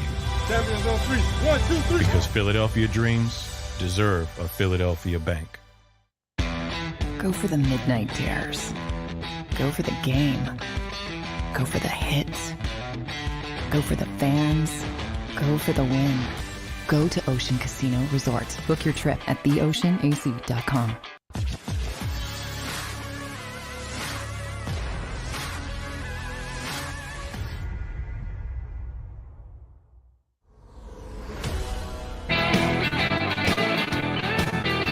Hour 3, National Football Show. Please hit the like button. Lamar Jackson stats. Let's take a look at this here. He's 37-12.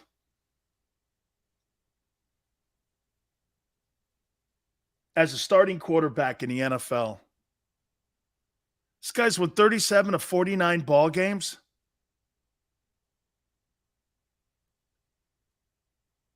He led the NFL in touchdowns in 2019 with 36. 9 picks.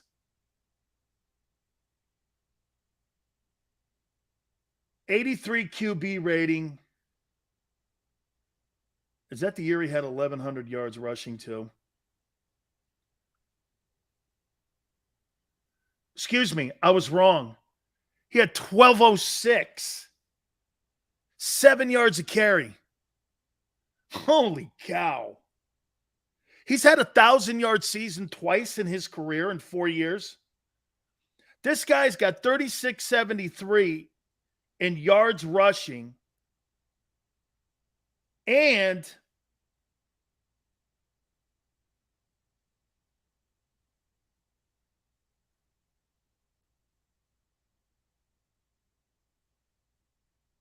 he's got 10,000 passing yards. He's got 3,000 yards, over 3,000 yards rushing and over 10,000 yards passing. What would you give that guy as a salary? I'll ask you again. And this is going to go back to Jalen and how much you're going to really pay that guy. If you're struggling in Baltimore on paying that, what do you possibly think? He's the best example of Jalen's style of play. And he's nowhere in the conversation of Lamar Jackson. And he'll never be as good as Lamar. Lamar Jackson has 36.73 in rushing and 10,000 passing yards. That is unbelievable. Those are unbelievable numbers. And you're freaking struggling You're freaking struggling on paying him. That's insane. He's got 84 touchdowns in 4 years. And every year that he played, except for last year, was single-digit interception numbers. What are you paying your guy again? What are you going to pay Jalen? $40 million? And you got a problem paying that guy 40? Jeez, oh man. Hey, at least if I'm going to pay 40, I'm paying for that. 10,000 passing yards, 3,000 rushing yards, an MVP unanimously, and I've won 37 of 49 games. Now we're talking about production, winning, iconic numbers. That's a freak show.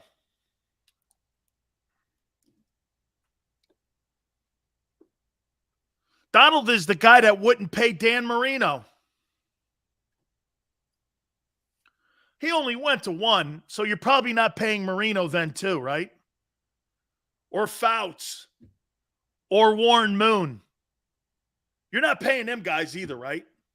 Because they didn't get to a Super Bowl. Yeah. Donald doesn't want Warren Moon.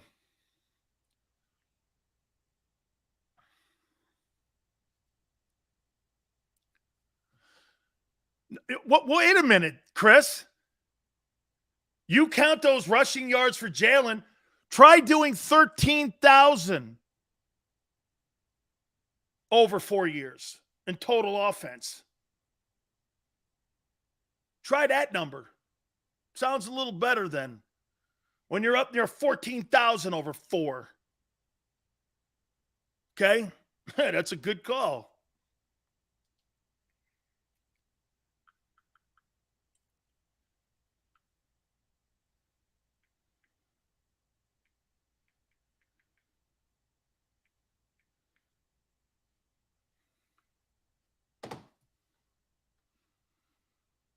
What are you going to do? Take his rushing yards away from him like you add to Jalen's? When has Jalen thrown the ball 60 times? He can't. Jalen Hurts throws the ball 60 times in a game. The Eagles will be 4-11-1.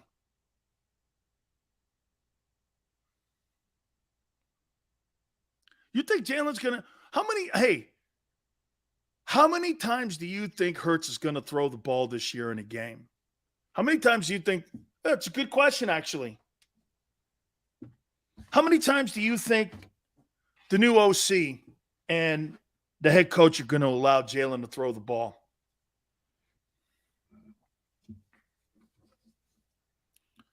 How many times? 30? I actually like that, GT. Birdman, 30? 30 times. Okay? So over 10 games, we're talking about 300 attempts. Add another 7 there. We're looking at like 475, somewhere in there. Is that number right? Want to be right. 475. Let me see. 510. So we're talking about about 510 attempts. Okay? He's at 61% completion percentage now. So that's little over half. We're talking about 260. That we're talking at. That's just a number I'm throwing. 260. So in 260 attempts, you think he's throwing for 4,200 yards.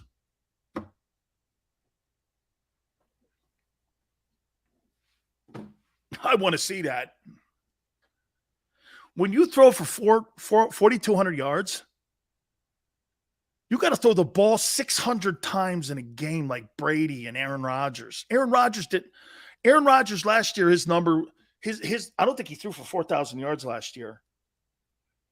I don't think he threw for 4,000. Aaron Rodgers stats. I don't think he threw for 4,000 yards last year, stat wise. Let me see here. Here we go.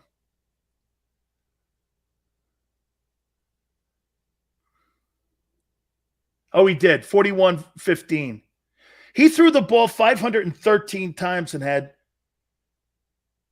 366 completions and had a 70% completion percentage. The year before that, he was 71. The dude in Philly's not going to get near that 70% completion percentage. That ain't going to happen. He just needs to average 250 yards a game. Kenneth, so you're going to average 250 yards a game throwing the ball 30 times a game.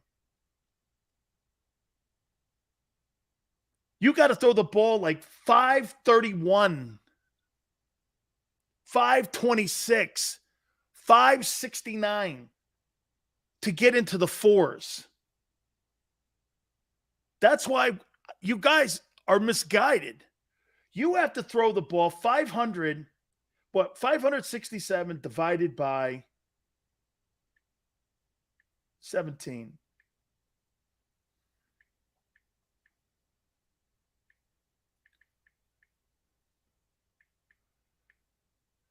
That's 33-4 a game. Aaron Rodgers for 17 games throws the ball for 30. He throws the ball 33 times. So Jalen's going to throw the ball as many times as Aaron Rodgers is. Is that what you're saying? You're going to put the ball in the hands of a quarterback who's not accurate for 30 throws.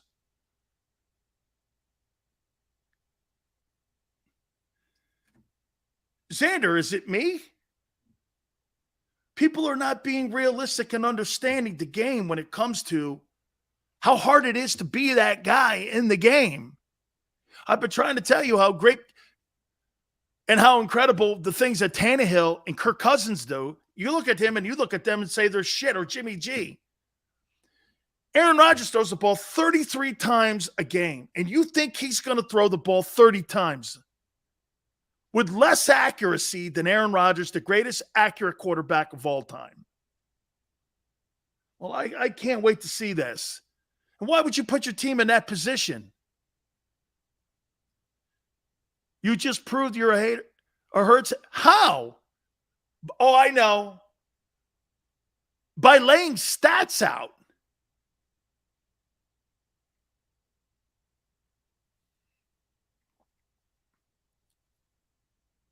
Here. And in those 4 years, Lamar Jackson's got an MVP, led the NFL in passing, has won 78% of his games, and rushed for almost 4,000 yards. Come on, guy. You're out of your mind if you're comparing him to Lamar Jackson. You're out of your mind. Okay? Yeah, but Yale. Now, the team has added more personnel, so I give you that.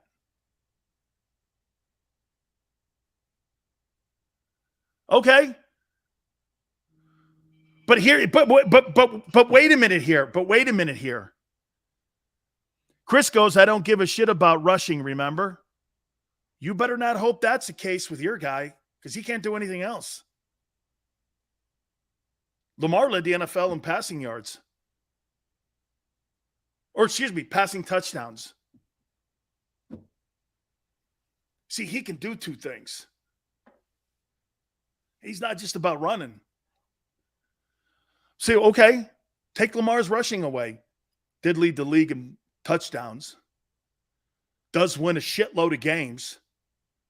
Beats teams with winning records. He's in his second year with Nick.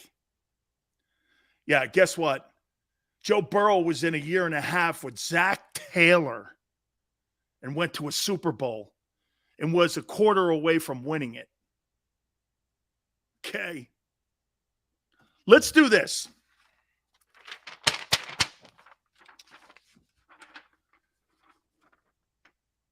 My top 32 NFL coaches.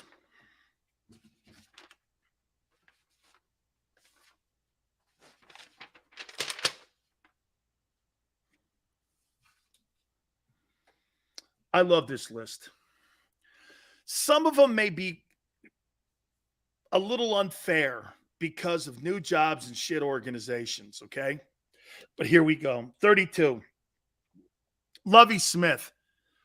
I hate to put him here because I love Lovie Smith. I think Lovie Smith is an outstanding coach. I think Lovie Smith is going to do wonders for the Houston Texans. I hate to put him in that position like that, but in my opinion, Lovie Smith, I think, is in the worst shape and the worst position that he possibly can be in. That's the Houston Texans. I think he's going to win there, but I don't think it's going to be enough to keep his gig there over 2 years. 31, I only put this guy, Matt Eberflus from Chicago, down here because I've never heard of him. I have no idea who he is. Number 30, maybe a little unfair here because I think they're doing some good things. I got Dan Campbell, Detroit Lions.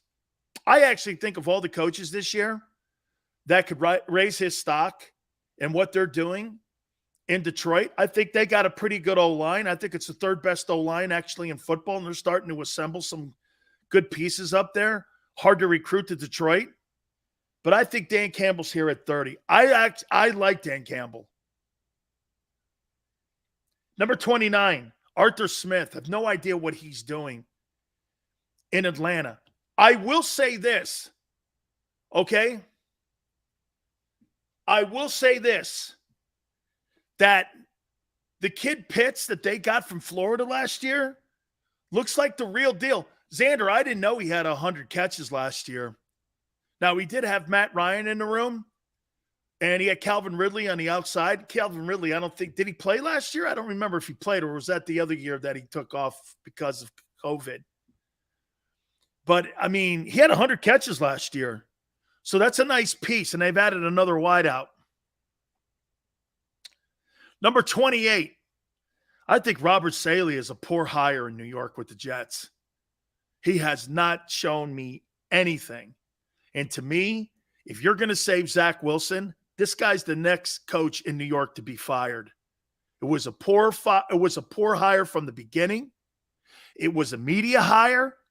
I thought he did a nice job as a defensive coordinator in San Francisco, but I thought this was a poor hire from the get-go.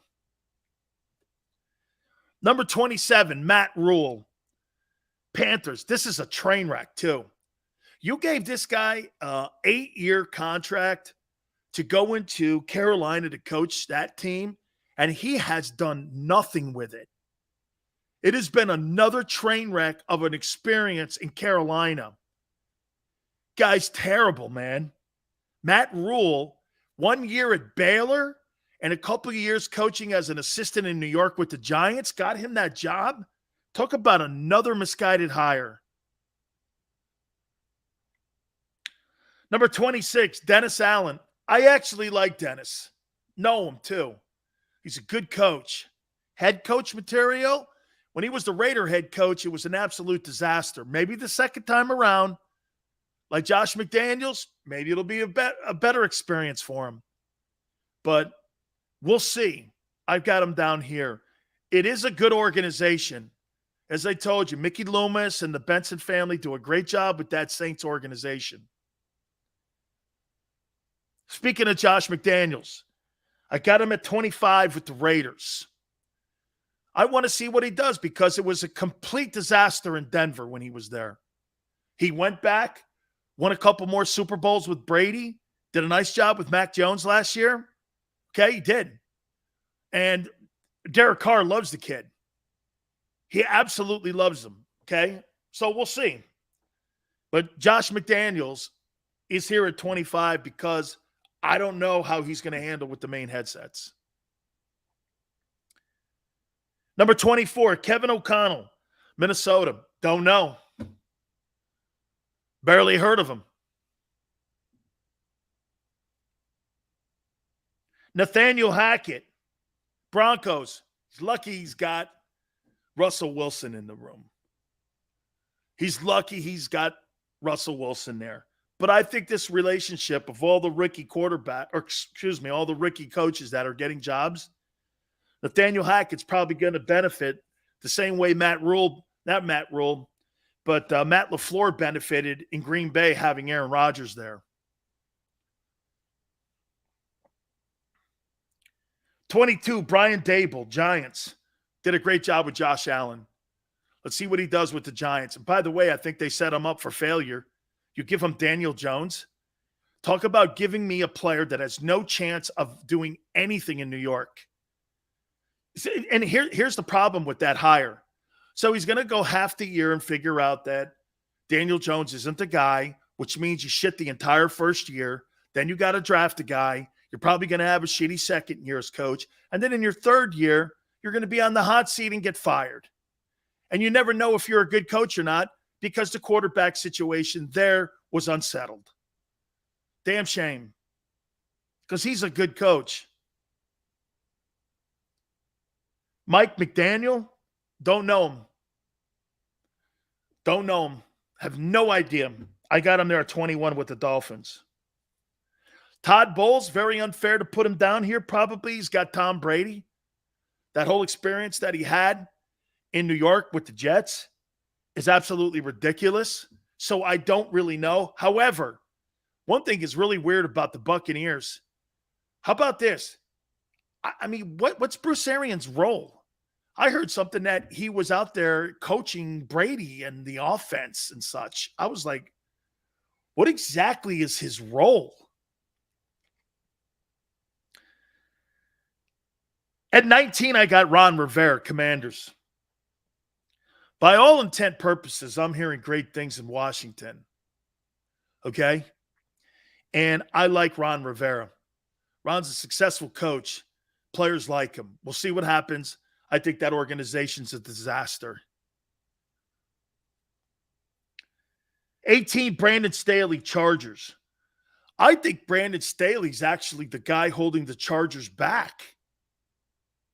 If I were Sean Payton, I'd want that job. Of all the jobs that you could potentially have next year, if you're Sean Payton, you want to coach Justin Herbert. I'm not taking a job if I'm Sean Payton if I don't have one of them dudes.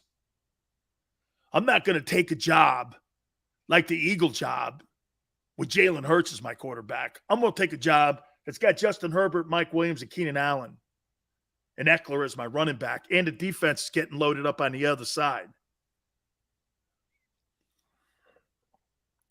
Number 17, Nick Sirianni, Philadelphia Eagles.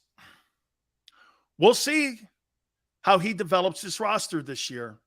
We'll see if he gets better. One thing to sit here and bang on Jalen or anyone else on the team. Another thing, this guy right here also. I told you the 3 issues that I have with the Eagles going into the 2022 season, and they will not waver. Head coach, DC, and quarterback. Nothing else to debate. The rest of it's filler. Okay? Number 16, Mike McCarthy. Owns a Super Bowl ring. Can you imagine having to work for Jerry Jones? Whew. That must be so stressful to be in that building. Every day it's stress.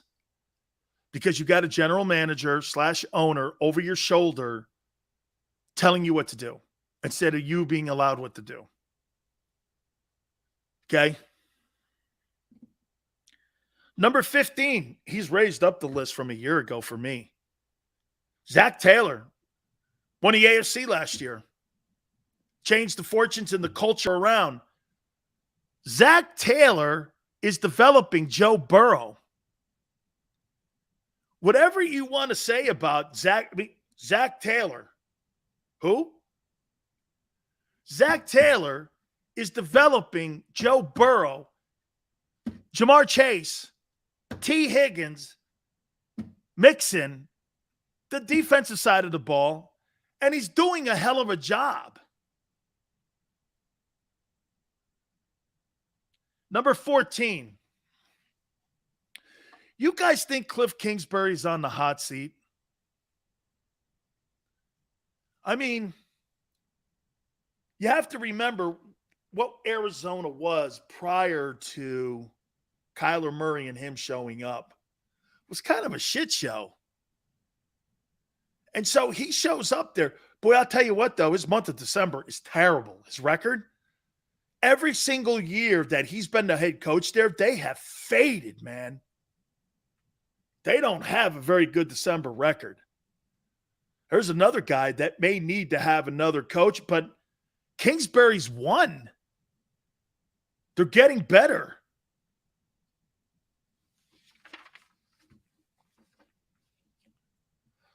#13, former NFL Coach of the Year. I got Kevin Stefanski here. I think Stefanski's a good coach. Now he's being placed in an untenable position right now with this Desean Watson story. You know, that's got to be stress on that team waiting for what the word is, whether or not he's playing, whether he's not playing. That's got to have a lot of stress on it. Number 12, Frank Reich, done a lot of winning in Indianapolis. Turns out he was the right coach instead of Josh McDaniels to take over Indianapolis after Andrew Luck. Remember something. Frank took that job after Andrew Luck decided to retire. And when Luck retired, Frank had to go win games with Jacoby Brissett. They made a trade with New England, got Brissett down there. They won games. There is your future head football coach. In my opinion, if Jalen Hurts shits the bed, Sirianni does, Frank Reich will be your head coach in Philly. Number 11, Doug Peterson, baby.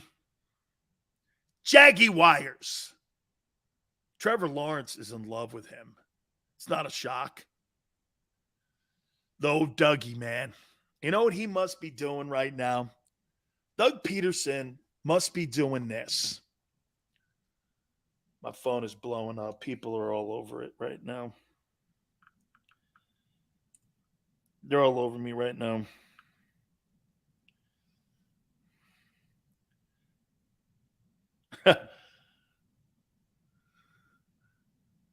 It's okay if you see his number. I don't care. It's about time.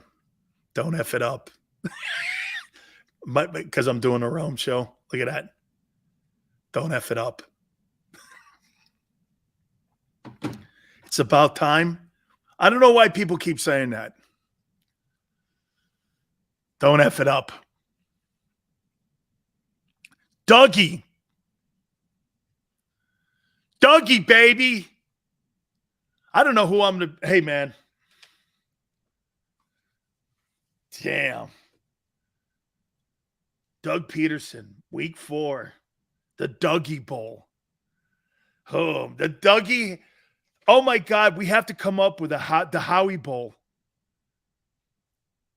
The Howie Bowl. Wait a minute. Look, and those games are back-to-back. Commander Wentz in week 3, and then the Dougie Bowl.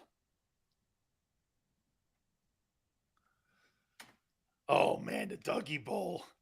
Which one of those games you looking more towards? The Commander Wentz Bowl or the Dougie Bowl? Which one, baby? I think the Wentz game's going to mean more. Commander Wentz. Okay?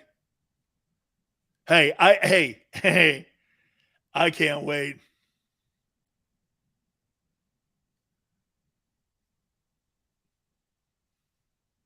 Dougie Bowl. I like the Wentz game. Man, which one for you, Xander? Dougie Bowl or the Wentz game? Hurts going to win that game. Man, Hurts better not lose any of those games. Oh, my God, man. 27-10. Holy, hey.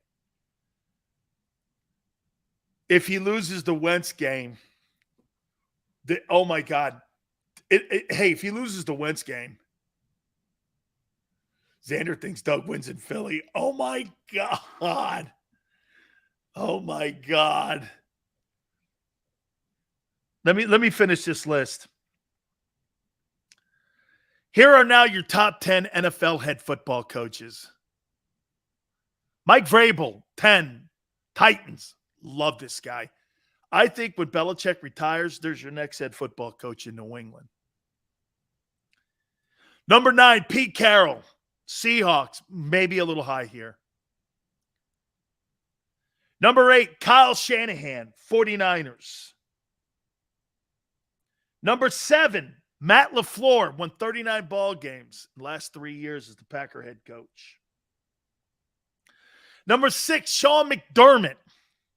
Didn't you guys have him as your DC at one time? Bills. Number 5, Mike Tomlin, Pittsburgh Steelers. Number 4, the most underrated coach in the NFL, John Harbaugh, Ravens. Number 3, Bill Belichick, Patriots. It's almost blasphemy to put him there, isn't it? Number 2, Andy Reid, Kansas City Chiefs. And the number 1 head coach in the NFL that I would want to have as my coach running my team, 36-year-old Sean McVay. This guy's 36, been to 2 Super Bowls, won 1, has taken 2 different quarterbacks to the Super Bowl. One guy delivers for him. The other guy is now a bum in Detroit. Sean McVay is the best coach in the league right now. All that being said, he's got an owner in Stan Kroenke that's put all that together for him. By the way, how about this for Stan Kroenke? Kroenke's the first owner in sports history to have a Stanley Cup and a Super Bowl trophy in the same season. How's that for you? That's spending the moolah. That's getting it done. Maybe a little high, Chris, because of the postseason we talked about the other day. Yeah, man. Hey, hang on here.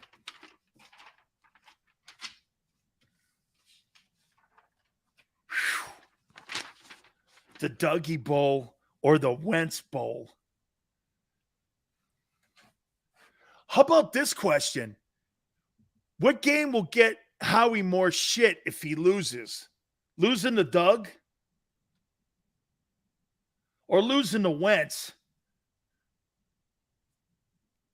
Let's answer that question. Hit the like button. Keep it right here on the National Football Show.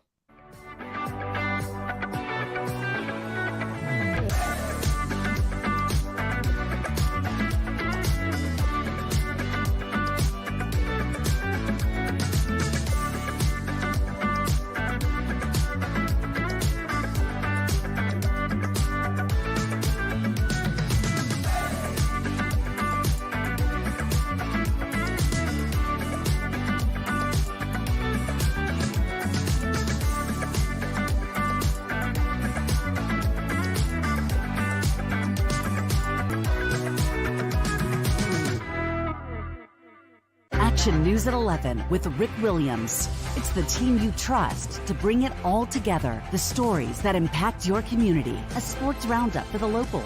And the AccuWeather forecast you depend on. Action News at 11 with Rick Williams.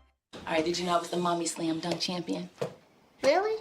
Yes, really don't sound so surprised. Let's see it. Oh, you're ready. All right, here we go. Let's hear the crowd. So go to right, I go to left, fake 'em out. Mama go up, up.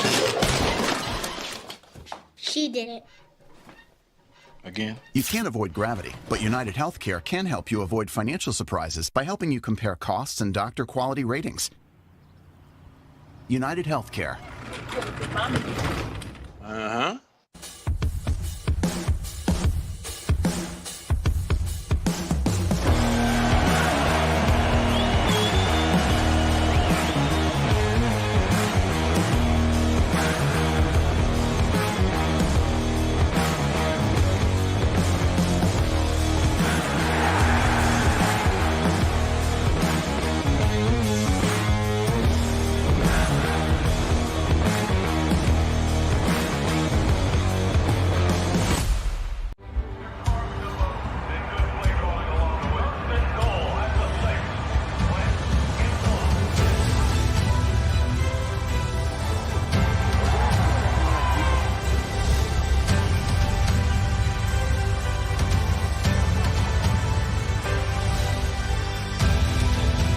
field of life, First Trust Bank is there for you. Champions on three. 1, 2, 3. Because Philadelphia dreams deserve a Philadelphia bank. Go for the midnight dares. Go for the game. Go for the hits. Go for the fans. Go for the win. Go to Ocean Casino Resort. Book your trip at theoceanac.com.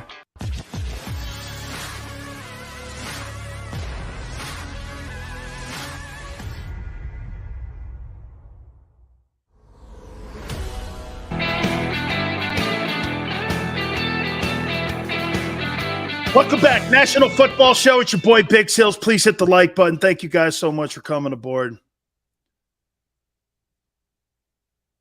Let's see here. Goff was the number 1 overall pick. So was Baker Mayfield. At least Goff won an NFC title. Okay? Picking the quarterback position is the most impossible position to evaluate. You know why? Because people fall in love with the intangibles. You think Brady had any intangibles? People looked at Brady and went, That's why he's got a lumberyard on his shoulder. Nobody believed in him. But what was the one thing Brady had over everybody else? He was a true quarterback. The guy understood. He was accurate. I don't know if you could teach accuracy. It's the hardest position. Joe Montana, 3rd round. Kurt Warner, not even drafted. Tony Romo, not drafted. Think of some of the great quarterbacks. Dan Marino, 28th pick. Brett Favre, a 2nd rounder. I believe Favre was a 2nd rounder with the Falcons. Am I right? I don't think he was a 1st rounder. Hey, that's a great. Here, let me take a look at that here.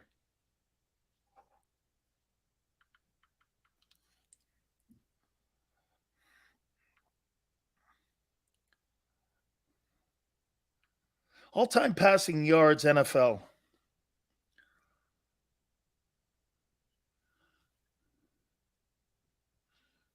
William goes, Romo wasn't great. He was good. He completely overachieved as a player. He wasn't drafted. And he's the Cowboys' all-time leading passer. This is pretty good, man.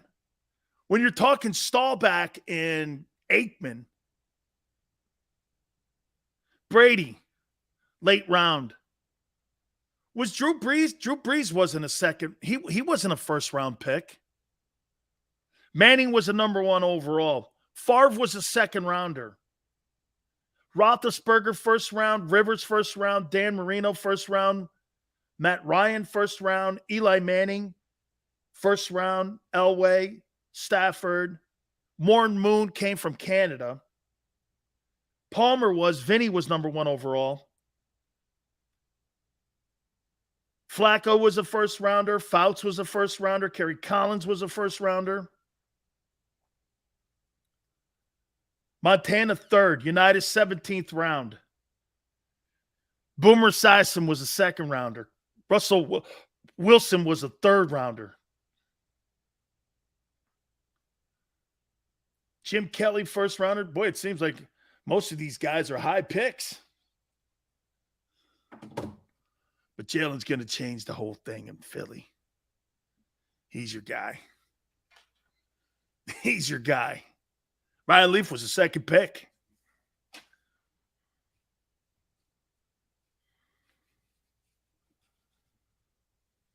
It's Jerry Jeudy talking about Russell Wilson. Speaking of him, listen to what he says about Russell Wilson. Don't you notice something about the really, truly great quarterbacks? You never hear the coach saying anything about him. It's always the players talking about him. Like, Judy goes like this about Russell Wilson. Everything matters. The smallest detail. He's so meticulous on every single thing that he does. Everything matters. It's unbelievable from where we were, I'm paraphrasing here, to where we are today. He goes, everything matters. How we practice, how we line up for drills. He puts an emphasis on everything. I want to give you a Tom Brady story. As you know, I'm pretty close with the people with the Bucs. Let me tell you what Brady does every year. He gets a Zoom call going with everyone on the team. And this is what he says to them. He goes like this. Hey, look, if you're not willing to sacrifice every single thing, including your family this year, this might not be the place for you. This might not be the place. You've got other engagements. You've got other things that you want to do. This won't be the place for you. We need guys that are going to go into this where nothing else matters, including family. Brady puts his family on ice during the season. Actually, when he has to study for a big game, they leave the house. That's a sacrifice. To put yourself front and center in front of your kids. You know, thinking about that today sounds asinine and lunatic. But that's what that guy's done. Aaron Rodgers doesn't do that. That's why he doesn't win as much. Winning's got to matter like that. Where nothing else. I'll tell you this. I'll give you a story about Jimmy Johnson and why I knew Coach wouldn't coach more than 10 years. Because you can't run that high all the time. You just can't. And it's more about his failure. When he was getting killed in that Jacksonville game, the last playoff game of his coaching career, his face was drawn. He was red. You could see he was completely worn out. I looked over at my wife and I said, you will never see Jimmy Johnson ever coach again in the NFL. She's like, he'll take a couple of years off and come back. I went, no way. No way. That guy is driven too hard. He's too focused. One of his parents died. He didn't go to the funeral. I believe it was his dad, I think. And his dad died. And we thought Jimmy was going to leave to go back to Port Arthur. And we came out to practice. There he was. And I went like this. What are you doing here? Because you guys need me. I'm like, Coach. Me and Jerome were sitting right. We go, Coach. He goes, no. I shook my head. I remember calling my grandfather and telling him, I go, he didn't go to his parents' funeral. He's like, wow. Household like mine, that matters. And I was like, he just goes, no, you need me. I was like, come on. And I even went like this. I go, come on, Jimmy, you can't do this, man. He looked at me and you could tell, man, he had tears in his. I go, just come on. He goes, I'll fly out tonight. We all were sitting there going, finally, we all went like this. I don't know if we're going to, because it wasn't really, we didn't want to practice because we felt so bad for him. I'm like, man. I mean, I tell you, I remember Jerome getting up and right in the middle of a scrimmage, he just went, oh, really, man? He looked over at Jimmy and he goes, I don't want to do this today. And I just sat there and I went, I'm with him. This is bullshit, Coach. We're all here hurting for you, man. We were like, dude, you got to go home, man. You got to go home. His kids came, picked him up, took him down there, and he came back the next day, took an overnight flight, and he was there. But I think we played FSU or some shit. We were like, dude, get the fuck out of here. We were so mad. Yeah, Chris, we just, Jerome really was the guy. He stopped practicing. We were like, come on, man. I was like, I'm with you, Jerome. This is Jimmy. That's the only day we probably got a chance to call him Jimmy. This was back to coach the next day. Okay. Yeah. Oh God, Jerome loved him. You know what though, man? I always kind of held it against him a little bit though. Because, I don't know. I don't know. Hurts needs to live in the film room with the clicker tape in his hand. 215, great advice. If I was coaching Jalen Hurts, okay, he would be in my room every day talking situational football with me. We would be going over situational football. What are you doing on 3rd and 6? Where are we going with the ball? But see, even if he knows what to do with the ball, that doesn't necessarily mean he understands where to throw the ball. Okay? That doesn't mean he understands. Because I don't think he's got the skill set to do it. Hurts gets 3,600 yards. What do you think?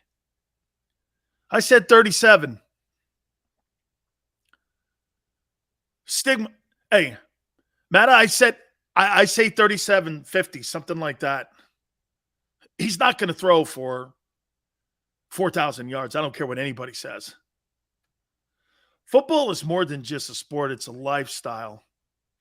It is a lifestyle. Kyle goes like this: after 1 year, dude, you come to these bad conclusions on Jalen. They're bad to you, dude. Watch this. After 1 year, I went like this about Justin Herbert. Guy's a stud. Josh Allen. Guy's a stud. Joe Burrow. Guy's a stud. I didn't need 70 games or 20 games to determine whether Joe Burrow was good or not. That's a bad conclusion? Dude, like I told you, when you see a great-looking house or a good-looking girl, you got to look at her 20 times? Or do you know when you see greatness? Jesus criminy, dude. It's like the shit that went on in Cleveland. You really think you needed 67 games to figure out who Baker Mayfield was? Or was it that you just didn't have a better option yet until you found it, you landed on Desean Watson's nightmare story? Come on, dog. Bad conclusion? What? Hey, you know what? What I'll do for you right here, my friend? I'll do something for you here. I'll give you my, what do you call it? My scouting report on Jalen Hurts. And I'm not going to use intangibles. Not accurate.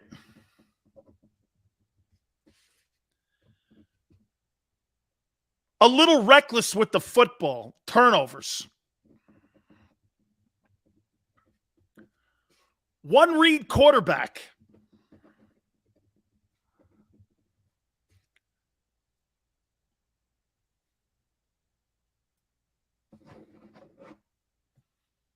What's not right about what I said? What's the bad conclusion? He's not accurate. He turns the ball over. He's a one-read guy. Where in there is a bad take? Tell me, where's the bad take? I'll erase it.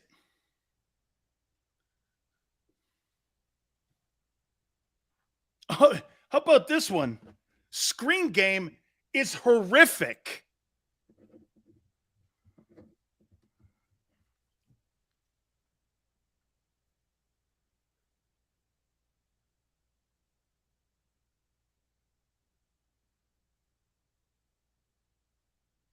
According to what was said about Hurts' working house, his mechanics and timing improved. He also has a higher release. I can't wait to see it. What's his upside? Good question, GT. Good question. What's his upside? I love that. GT, that's fair. That's fair. Yes, sir. He will improve. He's been kicked around. He's being doubted.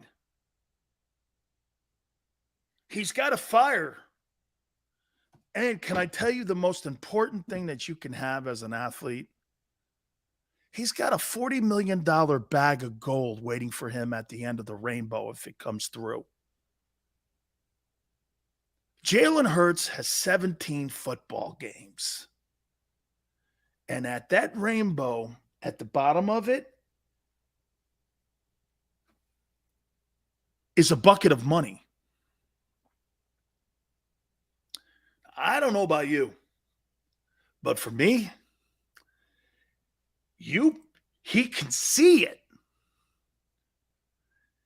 It's right there. You know how you see the rainbow? Sometimes you see where it starts and it ends. You can see it. It's right there. That's motivating. That's motivating. How many times have we seen guys? By the way, I think, is that an asset that I think that he thinks that? Absolutely. Because that pot of gold not only has money in it, but it has wins in it.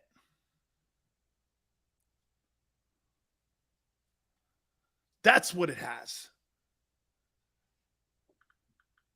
It has wins in it.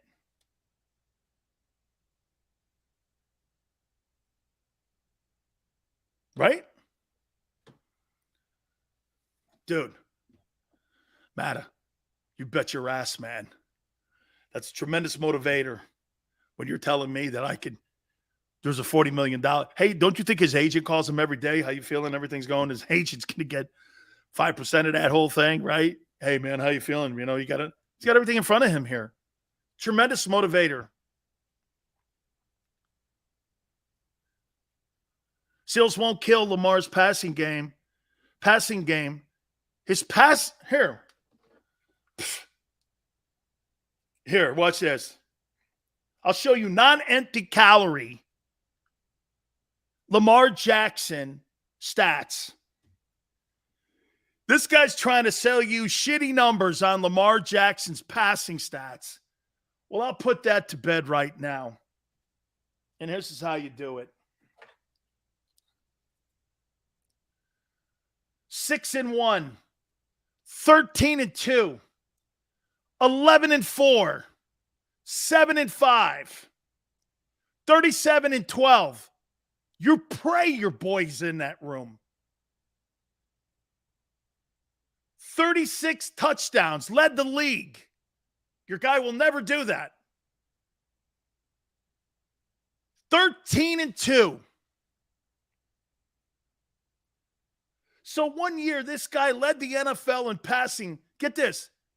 He led the NFL in passing, not only in completion percentage, but in quarterback rating, but in touchdown throws.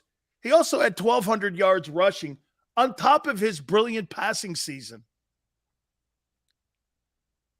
36 TDs. 36. 13-2. Good. Hey, see what he's doing? 2,500 a year. 13-2. 37-12. Beat somebody with a winning record. Who is your guy beat? The Saints. Congratulations. The Saints. His passing numbers aren't really all that. No, but his one-loss record is. The guy's 37-12. And you're debating that. There's no way around 19. Yeah, he missed the 3 games last year. There's no, hey, Chris, there's no way around 37-12 either. There's no way around throwing for NFL lead in touchdowns and leading the league. You've never had a guy in your franchise's history do that. He did it. 36-12. My love. No way around 37-12.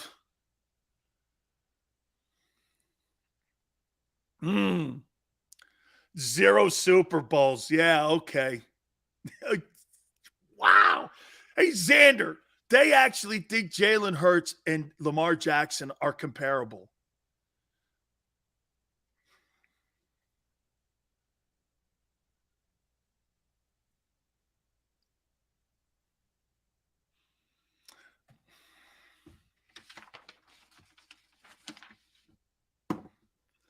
Do you think we need a moment of silence here? Oh, my God. Dude, you put Lamar Jackson on the Eagles, they won't lose a game. They wouldn't lose a game. They were 13-2 with that dude. In Baltimore with Hollywood Brown and the kid Edwards at tight end.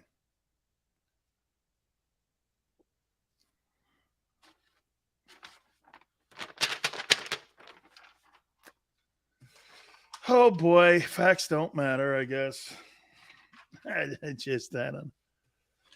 Oh, boy. Oh. Yeah. Just win, baby. Beat a winning team, Chris. Let me know when that happens. Let me know.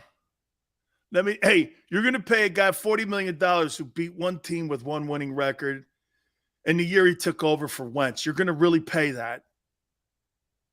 You're going to pay $40 million to a guy who can't beat winning teams. Not me. Not in a million years. Shit, and they got trouble doing that in Baltimore right now, talking about Lamar.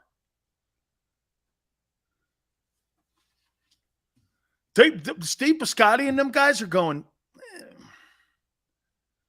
because you know what you're thinking? You're going like this. That guy's one hit away. He's one hit away. Okay? By the way, Lamar loses a wheel. Guy still has an arm. He's proven it. If Jalen gets hurt in his wheels, they have to sit him.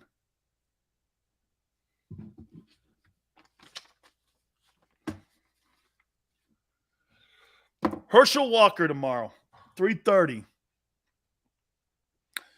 Woo! Seals, enjoy your Manicotti. Everybody, listen, man. Enjoy yourselves. Thank you guys for everything. You guys are awesome. Every single one of you, man. I appreciate everybody coming aboard like you always do. You're fantastic. Xander, you're always awesome, brother. Xander's got some good takes, too. And I know this. Xander's like this. Hey, 2022 is right around the corner. Chris, love you, dude. We're good, man. Hey, I can't wait for this season. It's got to be one of the most anticipated seasons coming up that I can remember. I can't wait to see it. We will see you tomorrow, 3 to 6 Eastern time. We really appreciate everybody coming aboard. Hey, if you missed any of the show, please go back and watch it. We really appreciate it. We'll see you tomorrow on Friday, a Football Friday. See you on the